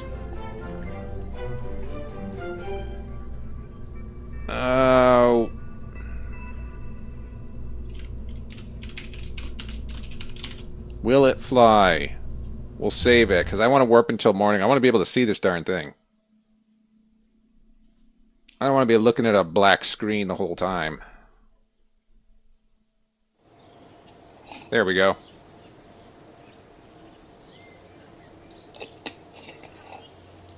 Alright, looking good. This isn't damaged, is it? No, it's fully upgraded, ready to go. Alright. A question may be asked. How many parts is this? It is 193. Can we get to the moon in 193 parts? We shall see. But yeah, trying to do a staging on this would be just awful. So last time we got to 263 meters, or was it 327? Last time we got to X many meters. Let's try this.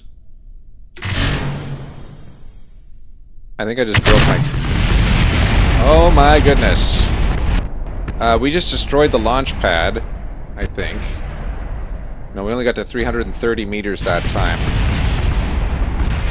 Oh my goodness. Okay. On the plus side, everybody will know that we launched this thing. No, I think we had to be a little bit more careful with how we stage this. So unfortunately, we are going to have to break this up into 1, 2, 3, and then what is this? Is this the next one? Yeah, this is the next stage up. So 4, 5. Nope, this is its own stage. Hold on. This is its own stage. And then these guys are kind of their own stage as well, aren't they?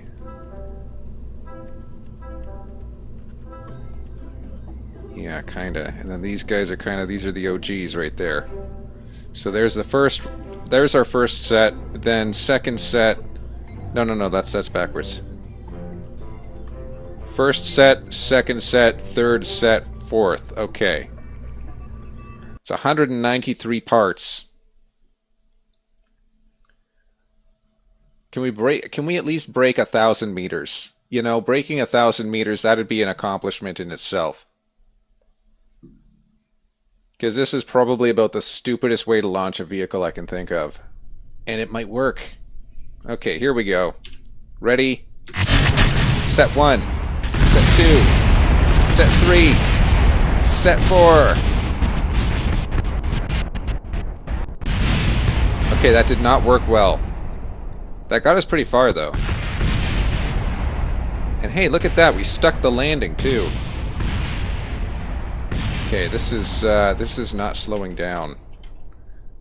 This is actually rolling pretty effectively right now. Come on, stop. Stop and let me recover. Oh, wait, I can just revert, can't I? No, I can't.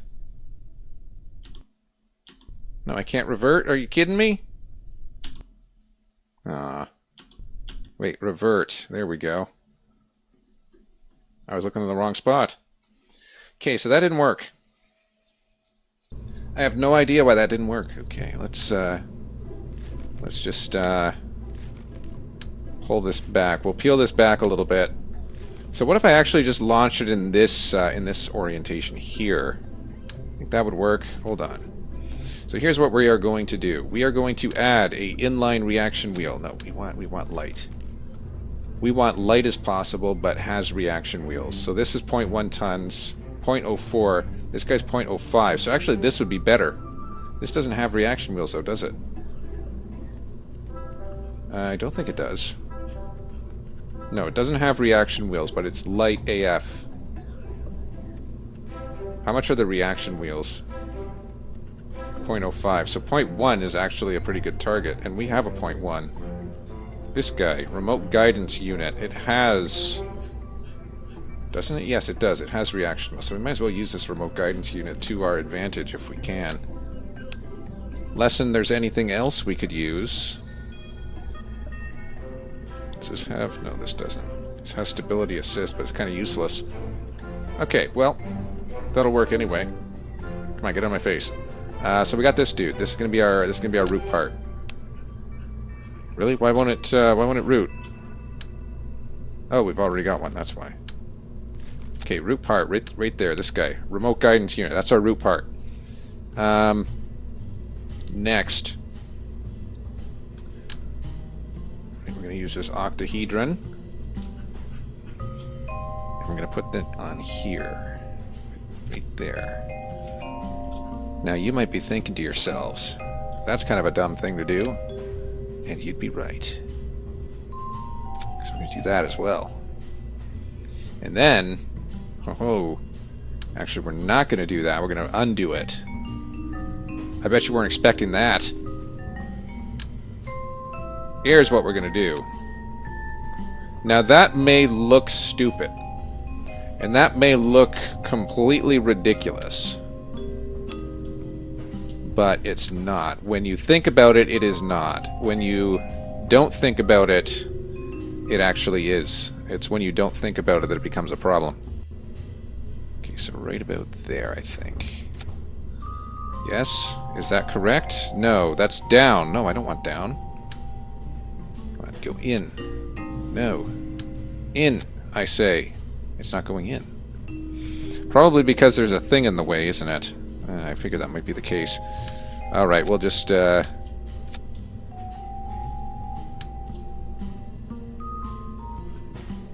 dear. Oh dear me. Okay.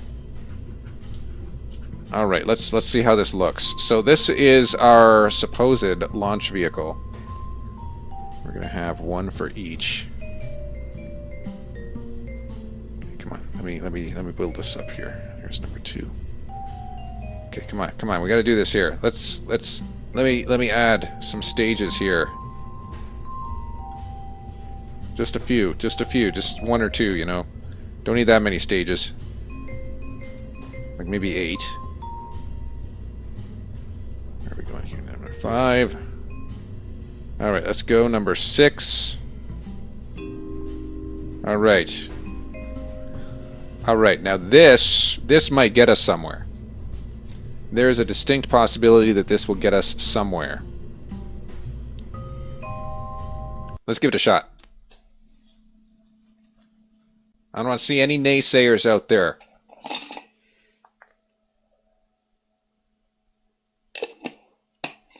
You got nothing positive to say, don't say it at all. If you do have something positive to say it now or forever hold your peace. That's P-I-E-C-E. Alright. Now doesn't this just look beautiful?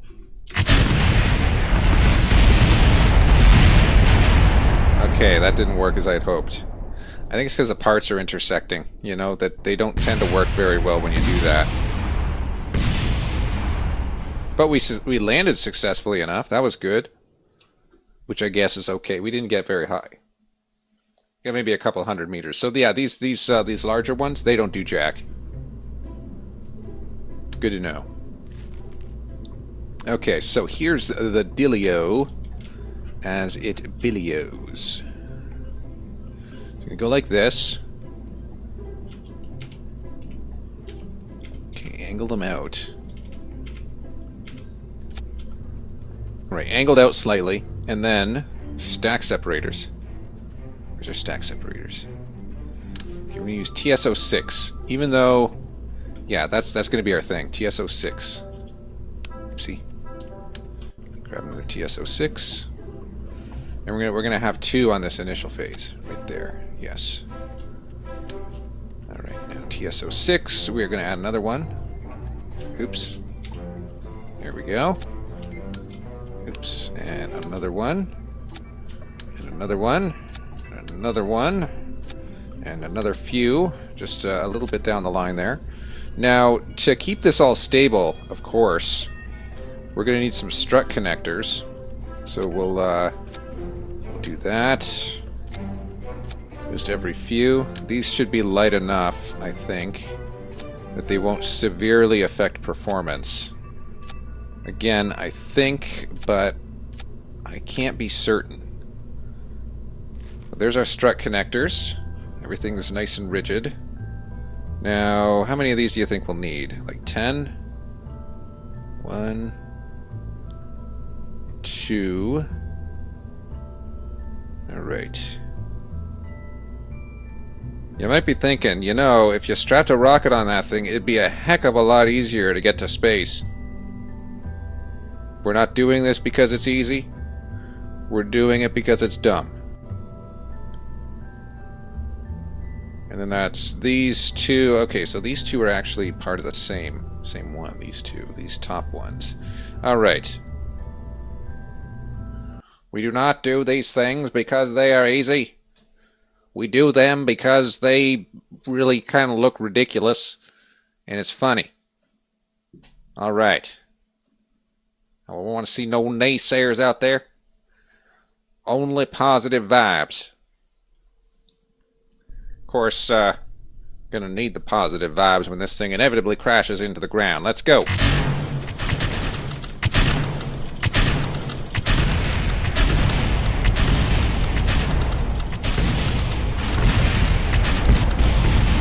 Alright, that last one was the one that really launched us up. I think it needs to be all a single stage. That's a lot of parts. Let's go back to assembly. That gives me an idea, though. If it all has to be a single stage, we can do that. So this didn't work.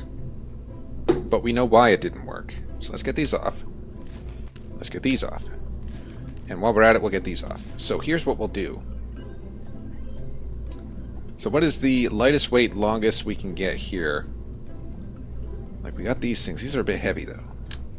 Yeah, that's too heavy. That's too heavy.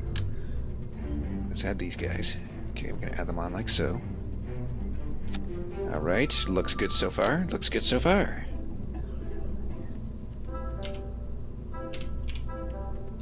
Oh, come on. There we go.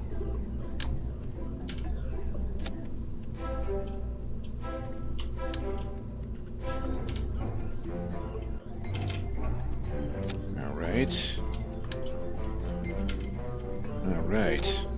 Okay, looks good, doesn't it? Doesn't it just look great? Not quite as great as it could look, though. Oh, this just looks awful. Hold on. That's what I wanted. Toggle this on. Here we go. Okay, so we're going to duplicate this in a second. Not yet.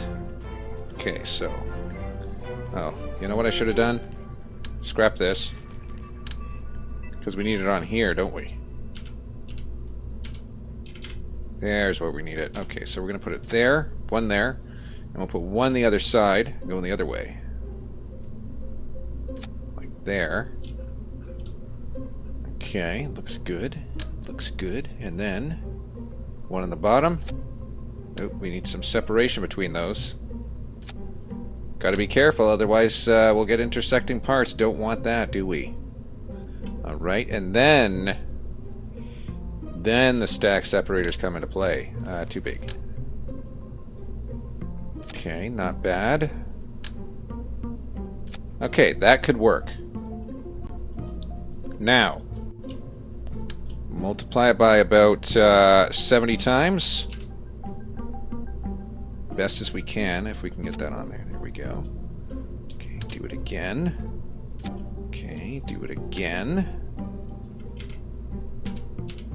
Alright. Okay. Now, does this look like something that could get to the moon? I think so.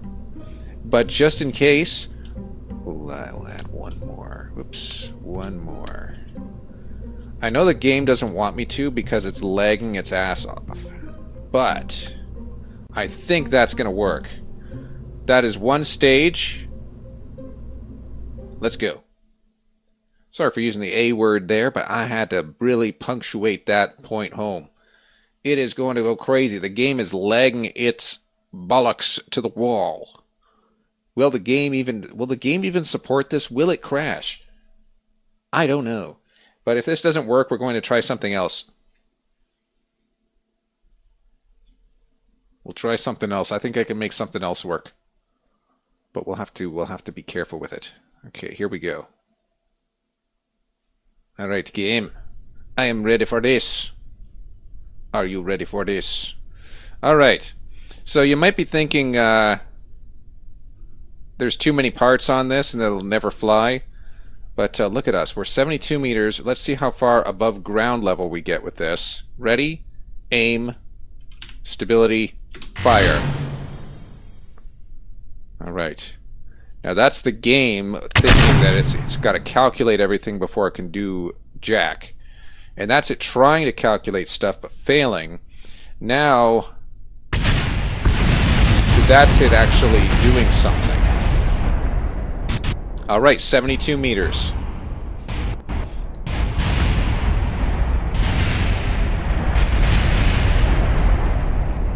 All right, I think we've proved as conclusively as we possibly can, you cannot get to space with stack separators only. But you know what? That's okay.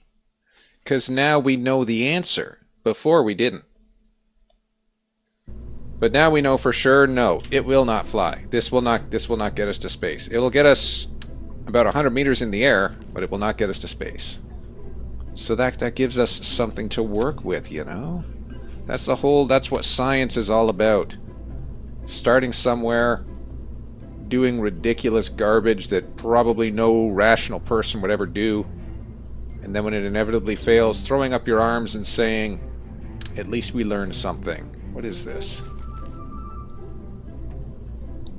We want something useful, don't we? Hold on, can we get to space with these guys? Let's try it with these. I'm kind of curious, actually. What if we could get to space with RCS thrusters? You know what? We'll give that a shot in a second. I just want to see what these guys do. I've never seen them. Well, I must have seen them at some point. I think they were in the original game. I do recognize them. I just don't recognize them very well. Ooh. It's kind of, yeah, it's difficult to try and position this. Hold on, let's add some orthogonal struts. We'll add a couple more. Why not? We'll use that to add more of... Where were they? These guys. These guys. These are the ones. That's upside down. Nope, nope. There we go. That's the right way around. Okay, can we get to space with these guys? I wonder. I think they're going to melt before they get there. Okay, are they all pointed the same? Yeah, they're pointed the right way. Pointed up. That's what we got to do. We got to point these things upwards. Alright, so there's that. Let's just duplicate one layer. Oh dear. No. Like that. Alright, that'll work. That'll work. Same stage? Yes. Okay. So how do these work anyway? I guess we'll have to find out. Another question. Will it fly? Better question is, will it get to space without just completely destabilizing the game and crashing? There's two types of crashings we have to worry about with this game.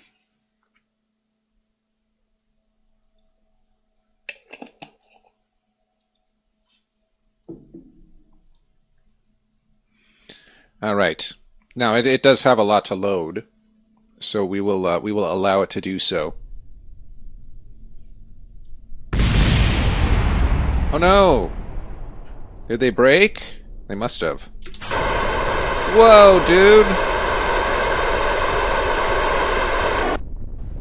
Okay, not bad, not bad. Let's go back to assembly. We just need it to be stable. And we need it to not, like, break when it hits the ground. That's another thing that would be nice. Because these things are, like, underground when it pops in, which is a problem. That can be solved with more of these things. Hold on. Oops. No, not one. What do you think this is? You ain't doing no onesies in here. Ah, sir, we're not doing no onesies in here. There we go. And battery. This battery, there. Okay, you think it'll fly? I don't know. I don't know, I have my doubts. The last one flew, but it didn't fly very well. See, everybody's always eager about these single stage to orbit. Let's see if we can do a single stage to orbit. I mean, that's kind of the whole thing that we're interested in here. Can we do a single stage and get to orbit? There is a distinct possibility. Alright, game, I know there's a lot of parts, but you can load a little faster than that. I know you were in RAM 2 seconds ago. It's just loading up that physics. Oh dear. That didn't work as I'd wanted it to.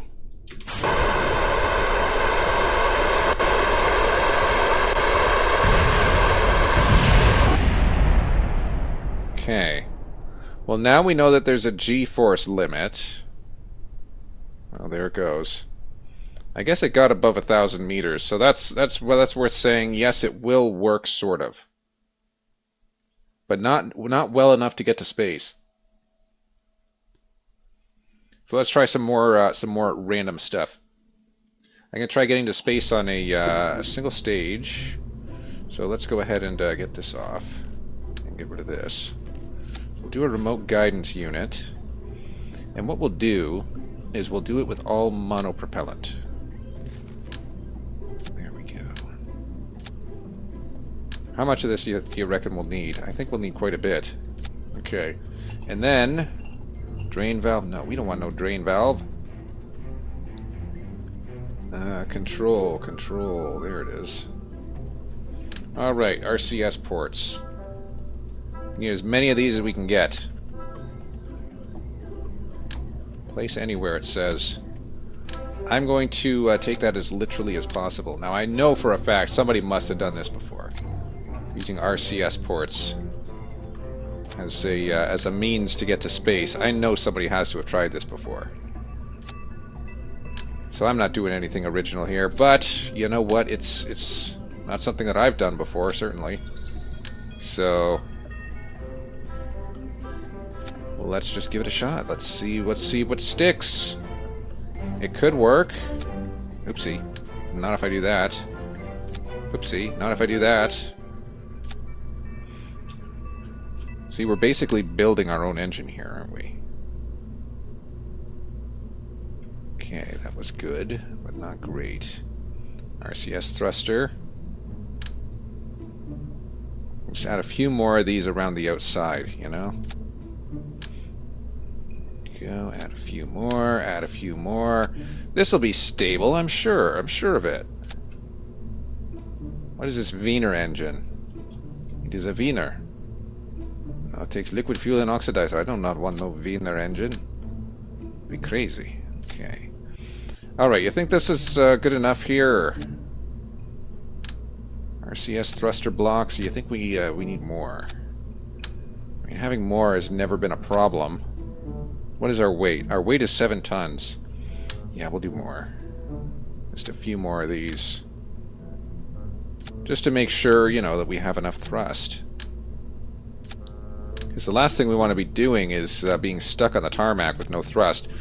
Okay, that looks like it might work. Do you think we need to add some stability to this, or will that be enough stability assist? I'm going to assume that's enough. You know, I get a feeling that this is going to be very bad the second I turn RCS on. It's just this feeling in the pit of my stomach. We're going to turn on RCS, and the whole thing is just going to break. It's the H key to go forward, isn't it? I'm going to go ahead and assume that that is the case. Ah, come on, game. This one doesn't even have a lot of physics. There we go. All right, here we go. Nothing. I, nothing. Oh, RC, okay, yeah, and then H. Whoa, it works! All right, now, how far can we go? Not very far, it looks like.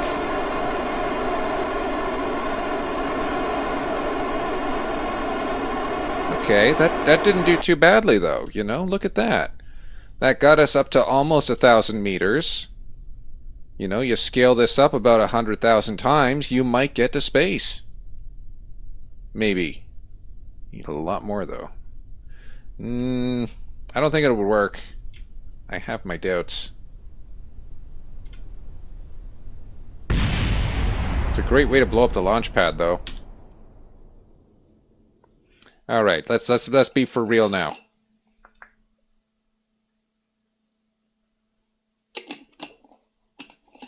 I'm almost out of apple juice. I mean water. Okay, here we go. Remote guidance unit. So here's what we'll do. We will add a little bit of liquid fuel. By a little bit of liquid fuel, I mean a little bit. I do not mean a lot of liquid fuel. I will do 2 of those. And then with these liquid fuels, we will add the circular intake. No, not the small circular intake. What do you think this is? The larger circular intake, of course. Of course, we have the larger circular intake now. We'll use the larger circular intake with the engine. Is this the WC engine we want to use? Engine ISP is a vac. No. 120 kilo. This is 20. Okay, so we do want the WIS. We do want the engine that takes the WIS, but we want more of them. So we will take more of the engines. Where is the constructors? There, the quad separator. That's what we want. And we will have 4 of these engines. Where they are? Wait a minute. These engines are even better. And they have their own air intake. Well, that would be much better, would it not? Would this not be a good engine? We will use this engine instead. This looks like a good engine to me. Now with this engine, we will also have, how you say, other stuff. Right? This is what we say? We say other stuff? Was it other stuff that I was supposed to say? Or was I supposed to? Oh yes, we will have the other stuff. We will have this. And we will have this. And we will add the vector to the back. Okay, so this might get us to the place we want to be. Realistically. However, it does not have the electricities that we need. We need to add the electricity. We will add the battery. And in addition to the battery, we will add the stabilizer. The smaller stabilizer. Yes. Yes, this may work. We will try this, and we will see if this works. And if this works, we might be in the spaces, in the orbits of the carbon, with the single stage, which is the goal. I suppose. I don't know that is the goal. We just want to see if it will fly. And if it will fly, will it get to space? And if it will get to space, then how far can we go before it actually breaks? We will not know until we try. Alright, we are loading. It is still loading. And once it loads, we will give this a shot. Alright, it looks like it's doing. It's better. It's better. Yes, it's good. Okay. Away we goes. Now, will this work? That is the question. We do have a positive climb rate. This is looking okay to me.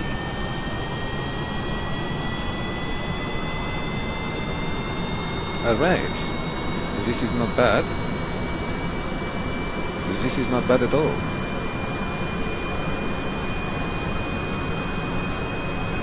Look at this. It is very good. He's doing well.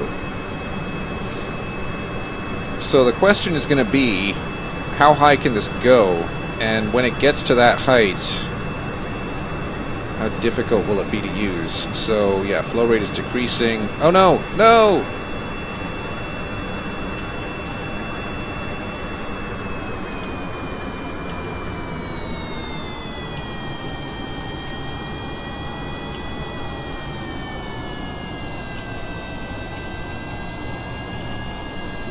Oh man, that's really disappointing.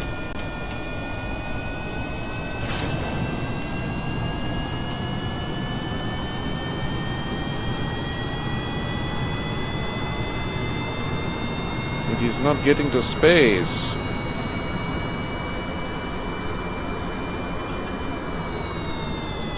That was disappointing. Okay, but maybe we can redo this. Let's go back. We'll go back, we'll move those further down. It's that center of gravity that just tripped us off there. And speaking of center of gravity, we should be fine to intersect these, shouldn't we? If I did this, just added a whole bunch of them right there. Right, like that. No, that's not good though. So put them down like so. Right, that's 25,000 is our delta V, and then we have this other thing. So that'll be fine. And then we have this guy. Okay. Question remains, should I put more on? I wonder. People always do call me that.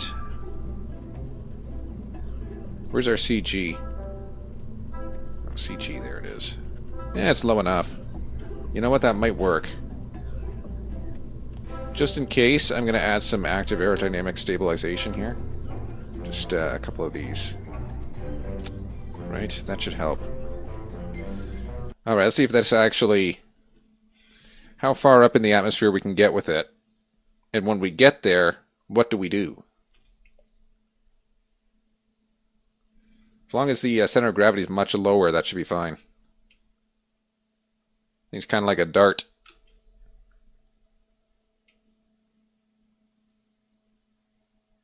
I wonder if can I rename a stream midstream? Or do I have to stop the stream and restart it under a different name? I might have to start stop. In which case I don't want to do it. Alright, here we go.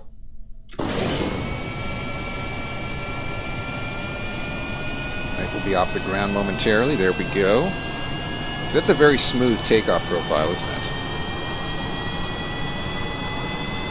Now keep an eye on this. We're going to get to space. This one's going to get to space. I know it. I know it has to.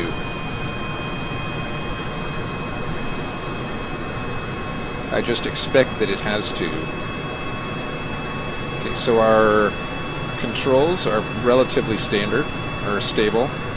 You don't seem to be tumbling. We have 10 kilometers. Now these are not performing efficiently now, which is kind of unfortunate. Yeah, our thrust is decreasing now. We're actually losing velocity. So let's give it a bit of a kick.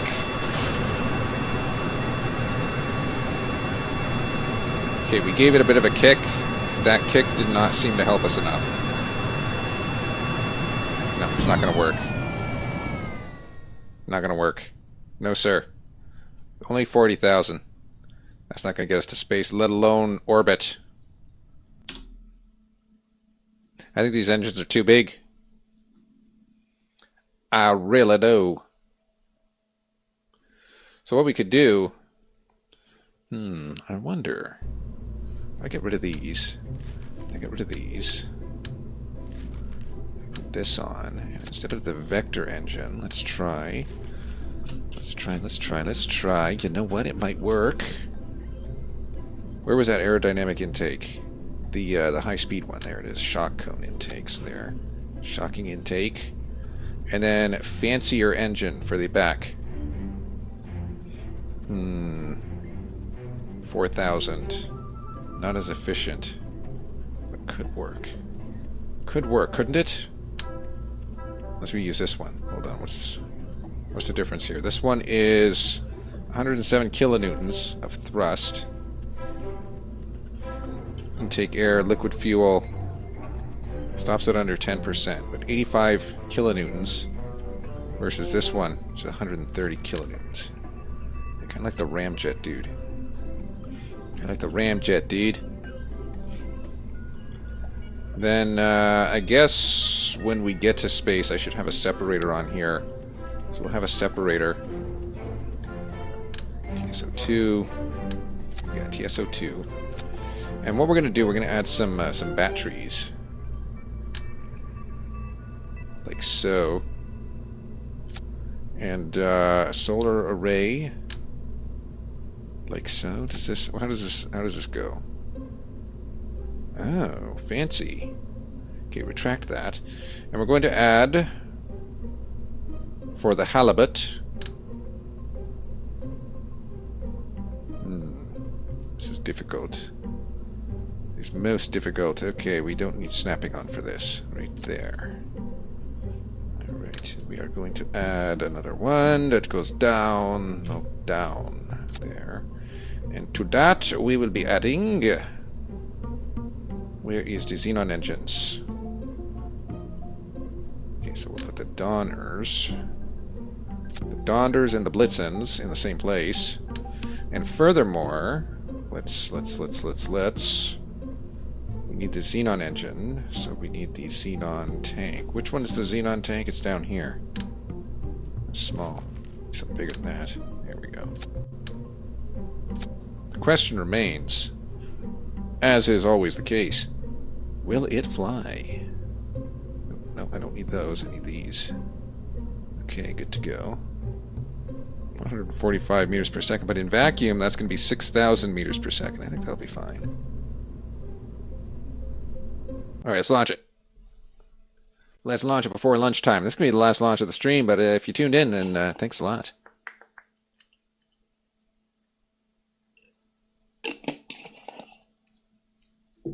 Alrighty, Ridley. I don't know why I decided to do this, but it's pretty cool.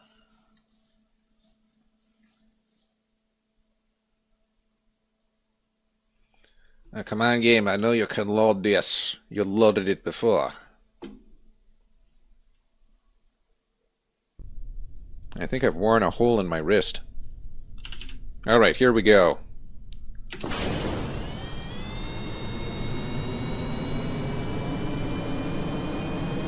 Oh, it's too heavy. No.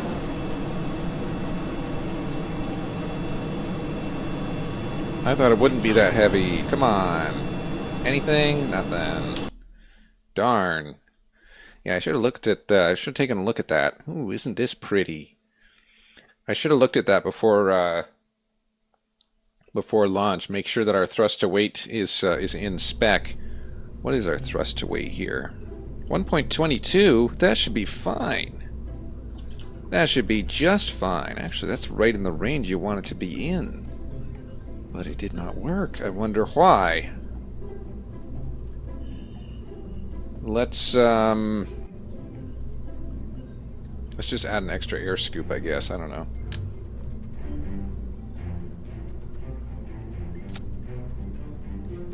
.21. See, theoretically that should work, but what if would this engine be better?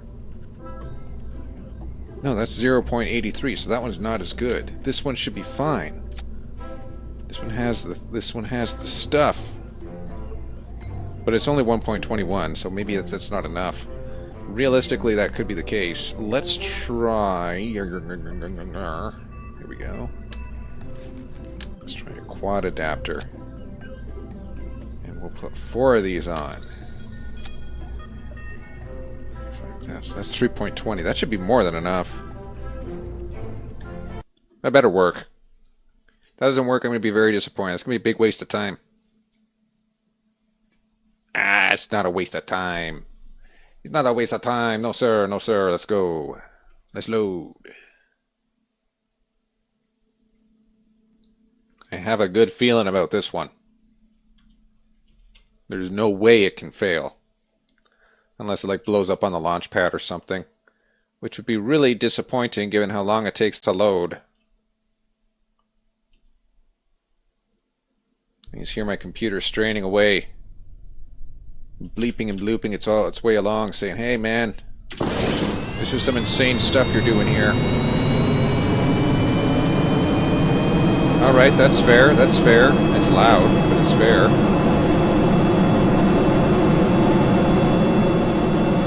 All right, okay, that's cool. Doing his job, doing his thing. Burning the fuel. All right, we're in a compressible region. See, we got that little bit of compressibility effect there. Still going straight up though. Oh no. We've hit a wall. We're not increasing velocity anymore. That's not a good sign. We need to break that wall. Come on, we need to be going faster than this. Oh, check it out. Our thrust is actually increasing a bit. Nope, now it's decreasing massively. Our apogee... Oh, we could get to space with this, dude. Think we can get to space with this? Oh, it's stopping just short. Darn. What blew up? Oh, this is stuck. Oh no, it's stuck. No, don't be stuck. Hold on. Warp doesn't fix it. Darn. So we're stuck tugging this thing along, aren't we?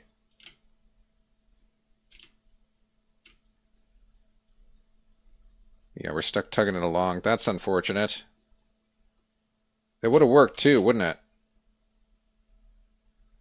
Spin! Spin, I say! Alright, perfect. Okay, that's what we wanted.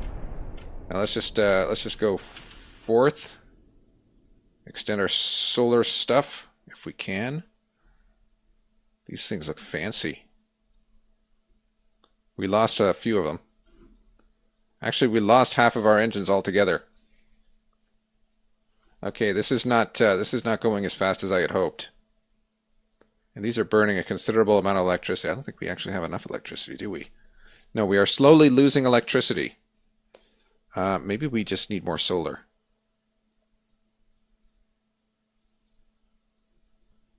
Not quite. Didn't work. Okay, well that was a massive oversight on my part. But it did almost work. So that begs the question, what if more? You know?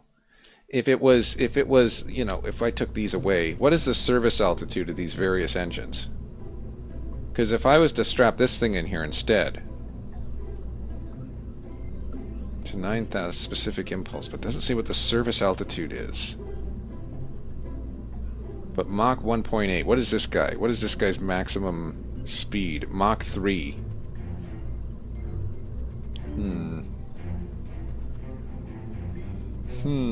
I don't know. Mach 0. Yeah, these things aren't tested very effectively, are they? Let's try. Let's just, you know, we'll throw one in the corner. Throw one to the corner. In the corner. Yeah, just zooming this guy in. Oh no, we need 4. 4 of these.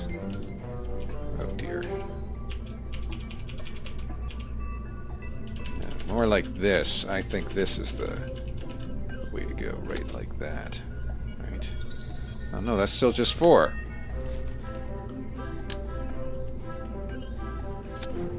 Alright, that'll work, that'll work. So take that. I'll just add a bunch of these. There's 4.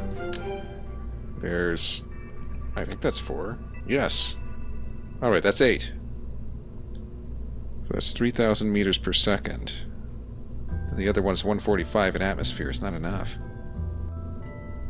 Thrust to weight ratio 2.17.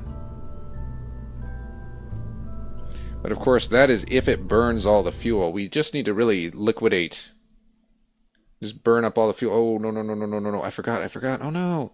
How did I forget that? Must have forgot. Don't know how, of course. And to send this back... Oh, man. And it takes so long to load, too. You know what? Maybe I'll just deal with it.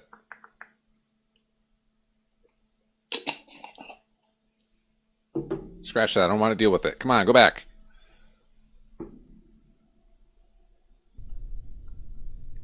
Back to assembly. Oh. I sound like Sideshow Bob. It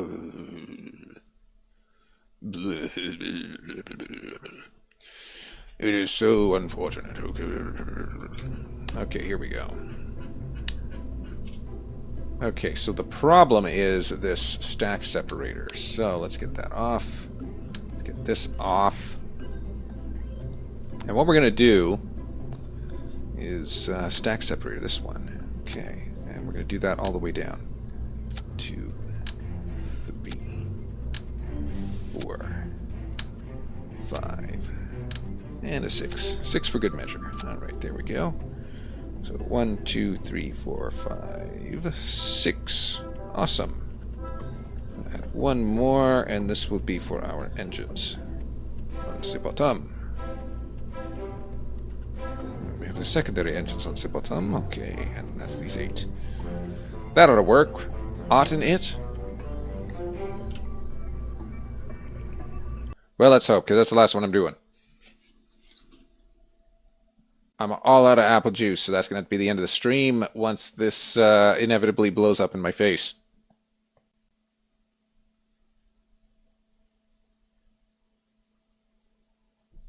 Length of the stream is dictated by how much apple juice I happen to have with me.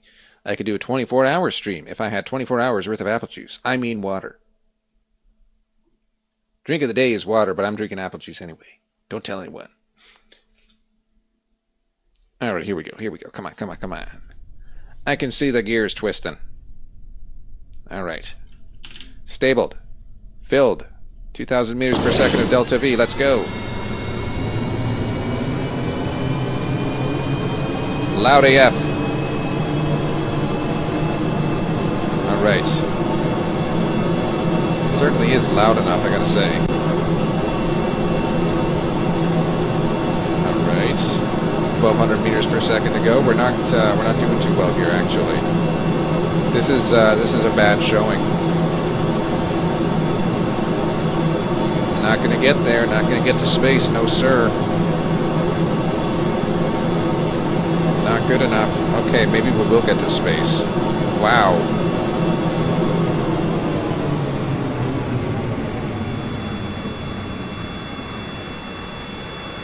Okay, so that was actually impressive.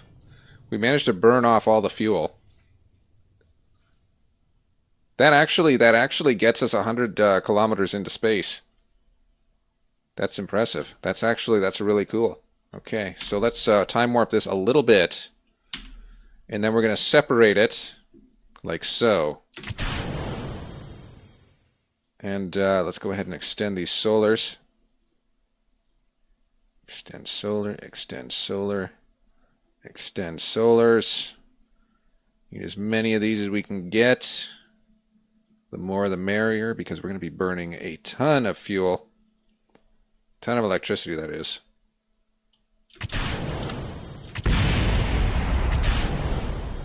Look at it. It just poops it out. Alright, let's go. Point of prograde. We're just gonna send it. We'll see how far we get. So that T-minus a minute and 15 seconds. We want to avoid that as much as we can. We want to try and make that go higher and higher and higher until it's no longer approaching. Unfortunately, we are running out of electric charge. So maybe we need to go like this. Just at 90 degrees, get as much electricity as possible, and then just try to, like, send it, dude. Do you think we can send it? We'll need a lot more delta V than this, that's for sure. No, this is not going to work at all, I don't think. Yeah, no sir, no sir, it ain't gonna work. What we need is for this to be effective. But as it currently stands, it is most certainly not. I mean, it would be pretty cool, but look at our acceleration, dude. Hold on, what is our vessel information? Our acceleration is 3.9 meters per second. Too slow. Too slow, I say. Too slow to affect any real change. Yeah, it ain't gonna work. That is most unfortunate, because it would be very interesting if it did work.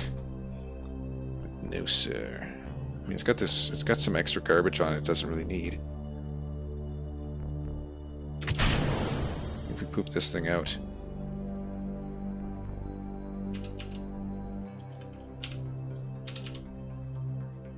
Ah! Okay, there it goes. Bye-bye. Okay. So, no, that's not going to work at all. 3 meters per second. We're not going to get to 2,000 nearly in enough time. And we're already on a descent profile, so that's just not going to work. No, sir, it is not. Oh, how disappointing. Maybe if we had sent it up to a higher initial altitude, it would have worked. I want to say maybe. Maybe it would have worked. But as we can see, it clearly did not. And as we reapproach the atmosphere of Kerbal, you can see we will be landing in a very disadvantageous position overall. Not what we wanted to do initially when we set off for this space flight. Of course, it does not seem at this point as though we are going to halt our vertical descent. So we will most likely have to live with it. And as we burn up in the atmosphere, I would like to say thank you for all who tuned in today. And feel free to subscribe or follow or whatever they are calling it these days. I'm the 44guy7HG404GUY, and we will be back next week. And as you can see, we are about to burn up in the atmosphere. Hopefully these solar panels do something to slow our descent. But I am not particularly hopeful of it. What if I started rotating? Oh yes, that would be very passable indeed, wouldn't it? Okay, well let's turn off stability assist because it's clearly not helping us, and we will just rotate like a little flower. Yes, a little flower in the sun. Look at us rotate. Isn't that just lovely? Maybe this can work as a helicopter. Does this actually work as a helicopter? Dude, this looks like a helicopter. That's awesome. Sort of. Look at us go. We're propelling ourselves forward. This could work. Spin faster, I say. Yes, it's working. It's slowing down the physics simulation. It can't keep up. I knew this would work. I'm a genius. Uh-oh. It's starting to keep up. Spin faster! Spin faster, I say! No, we're spitting. Oh, look at that. We're like a flying saucer now. No, my panels. How could you do such a thing? We were a helicopter. It worked. Spin faster. No, spin faster, I say. The faster we spin, the faster we slow down, I think. Wow. Now that's some fast spinning. Now that's what I call fast spinning. You think this thing would survive an impact? Let's stop it. There we go. Okay, let's go ahead and point at antigrade, and let's start spinning. Let's start spinning. Let's start spinning. See, this time aerodynamic forces can't stop us. Can't stop us. No way, no how. Okay, I think we're parallaxed, because this thing is definitely spinning very, very fast. So we're getting kind of like a oh no, we just lost communication. Oh, that's why. Oh man, I wanted to see it spinning. Okay, well that's gonna have to be it then. So let's go to the end.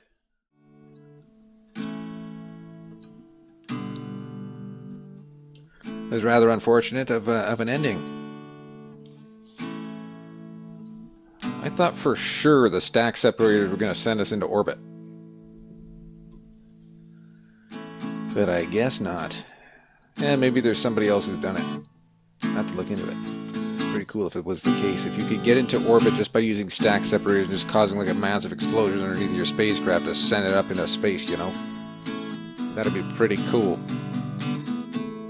But maybe not very realistic. The G-force is involved. I mean, that'd be crazy. Lucky thing it wasn't a manned mission.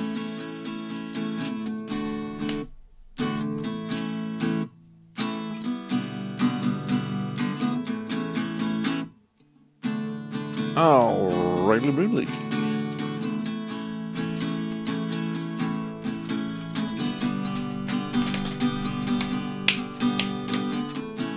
Gotta stop making noises. What is the ending music for this anyway? Like if I went to audio properties and I put the monitor on, there's nothing. Oh no, end music is over here. Dun dun dun dun dun dun dun dun dun dun dun dun dun dun dun. I don't know. Cheers, everybody.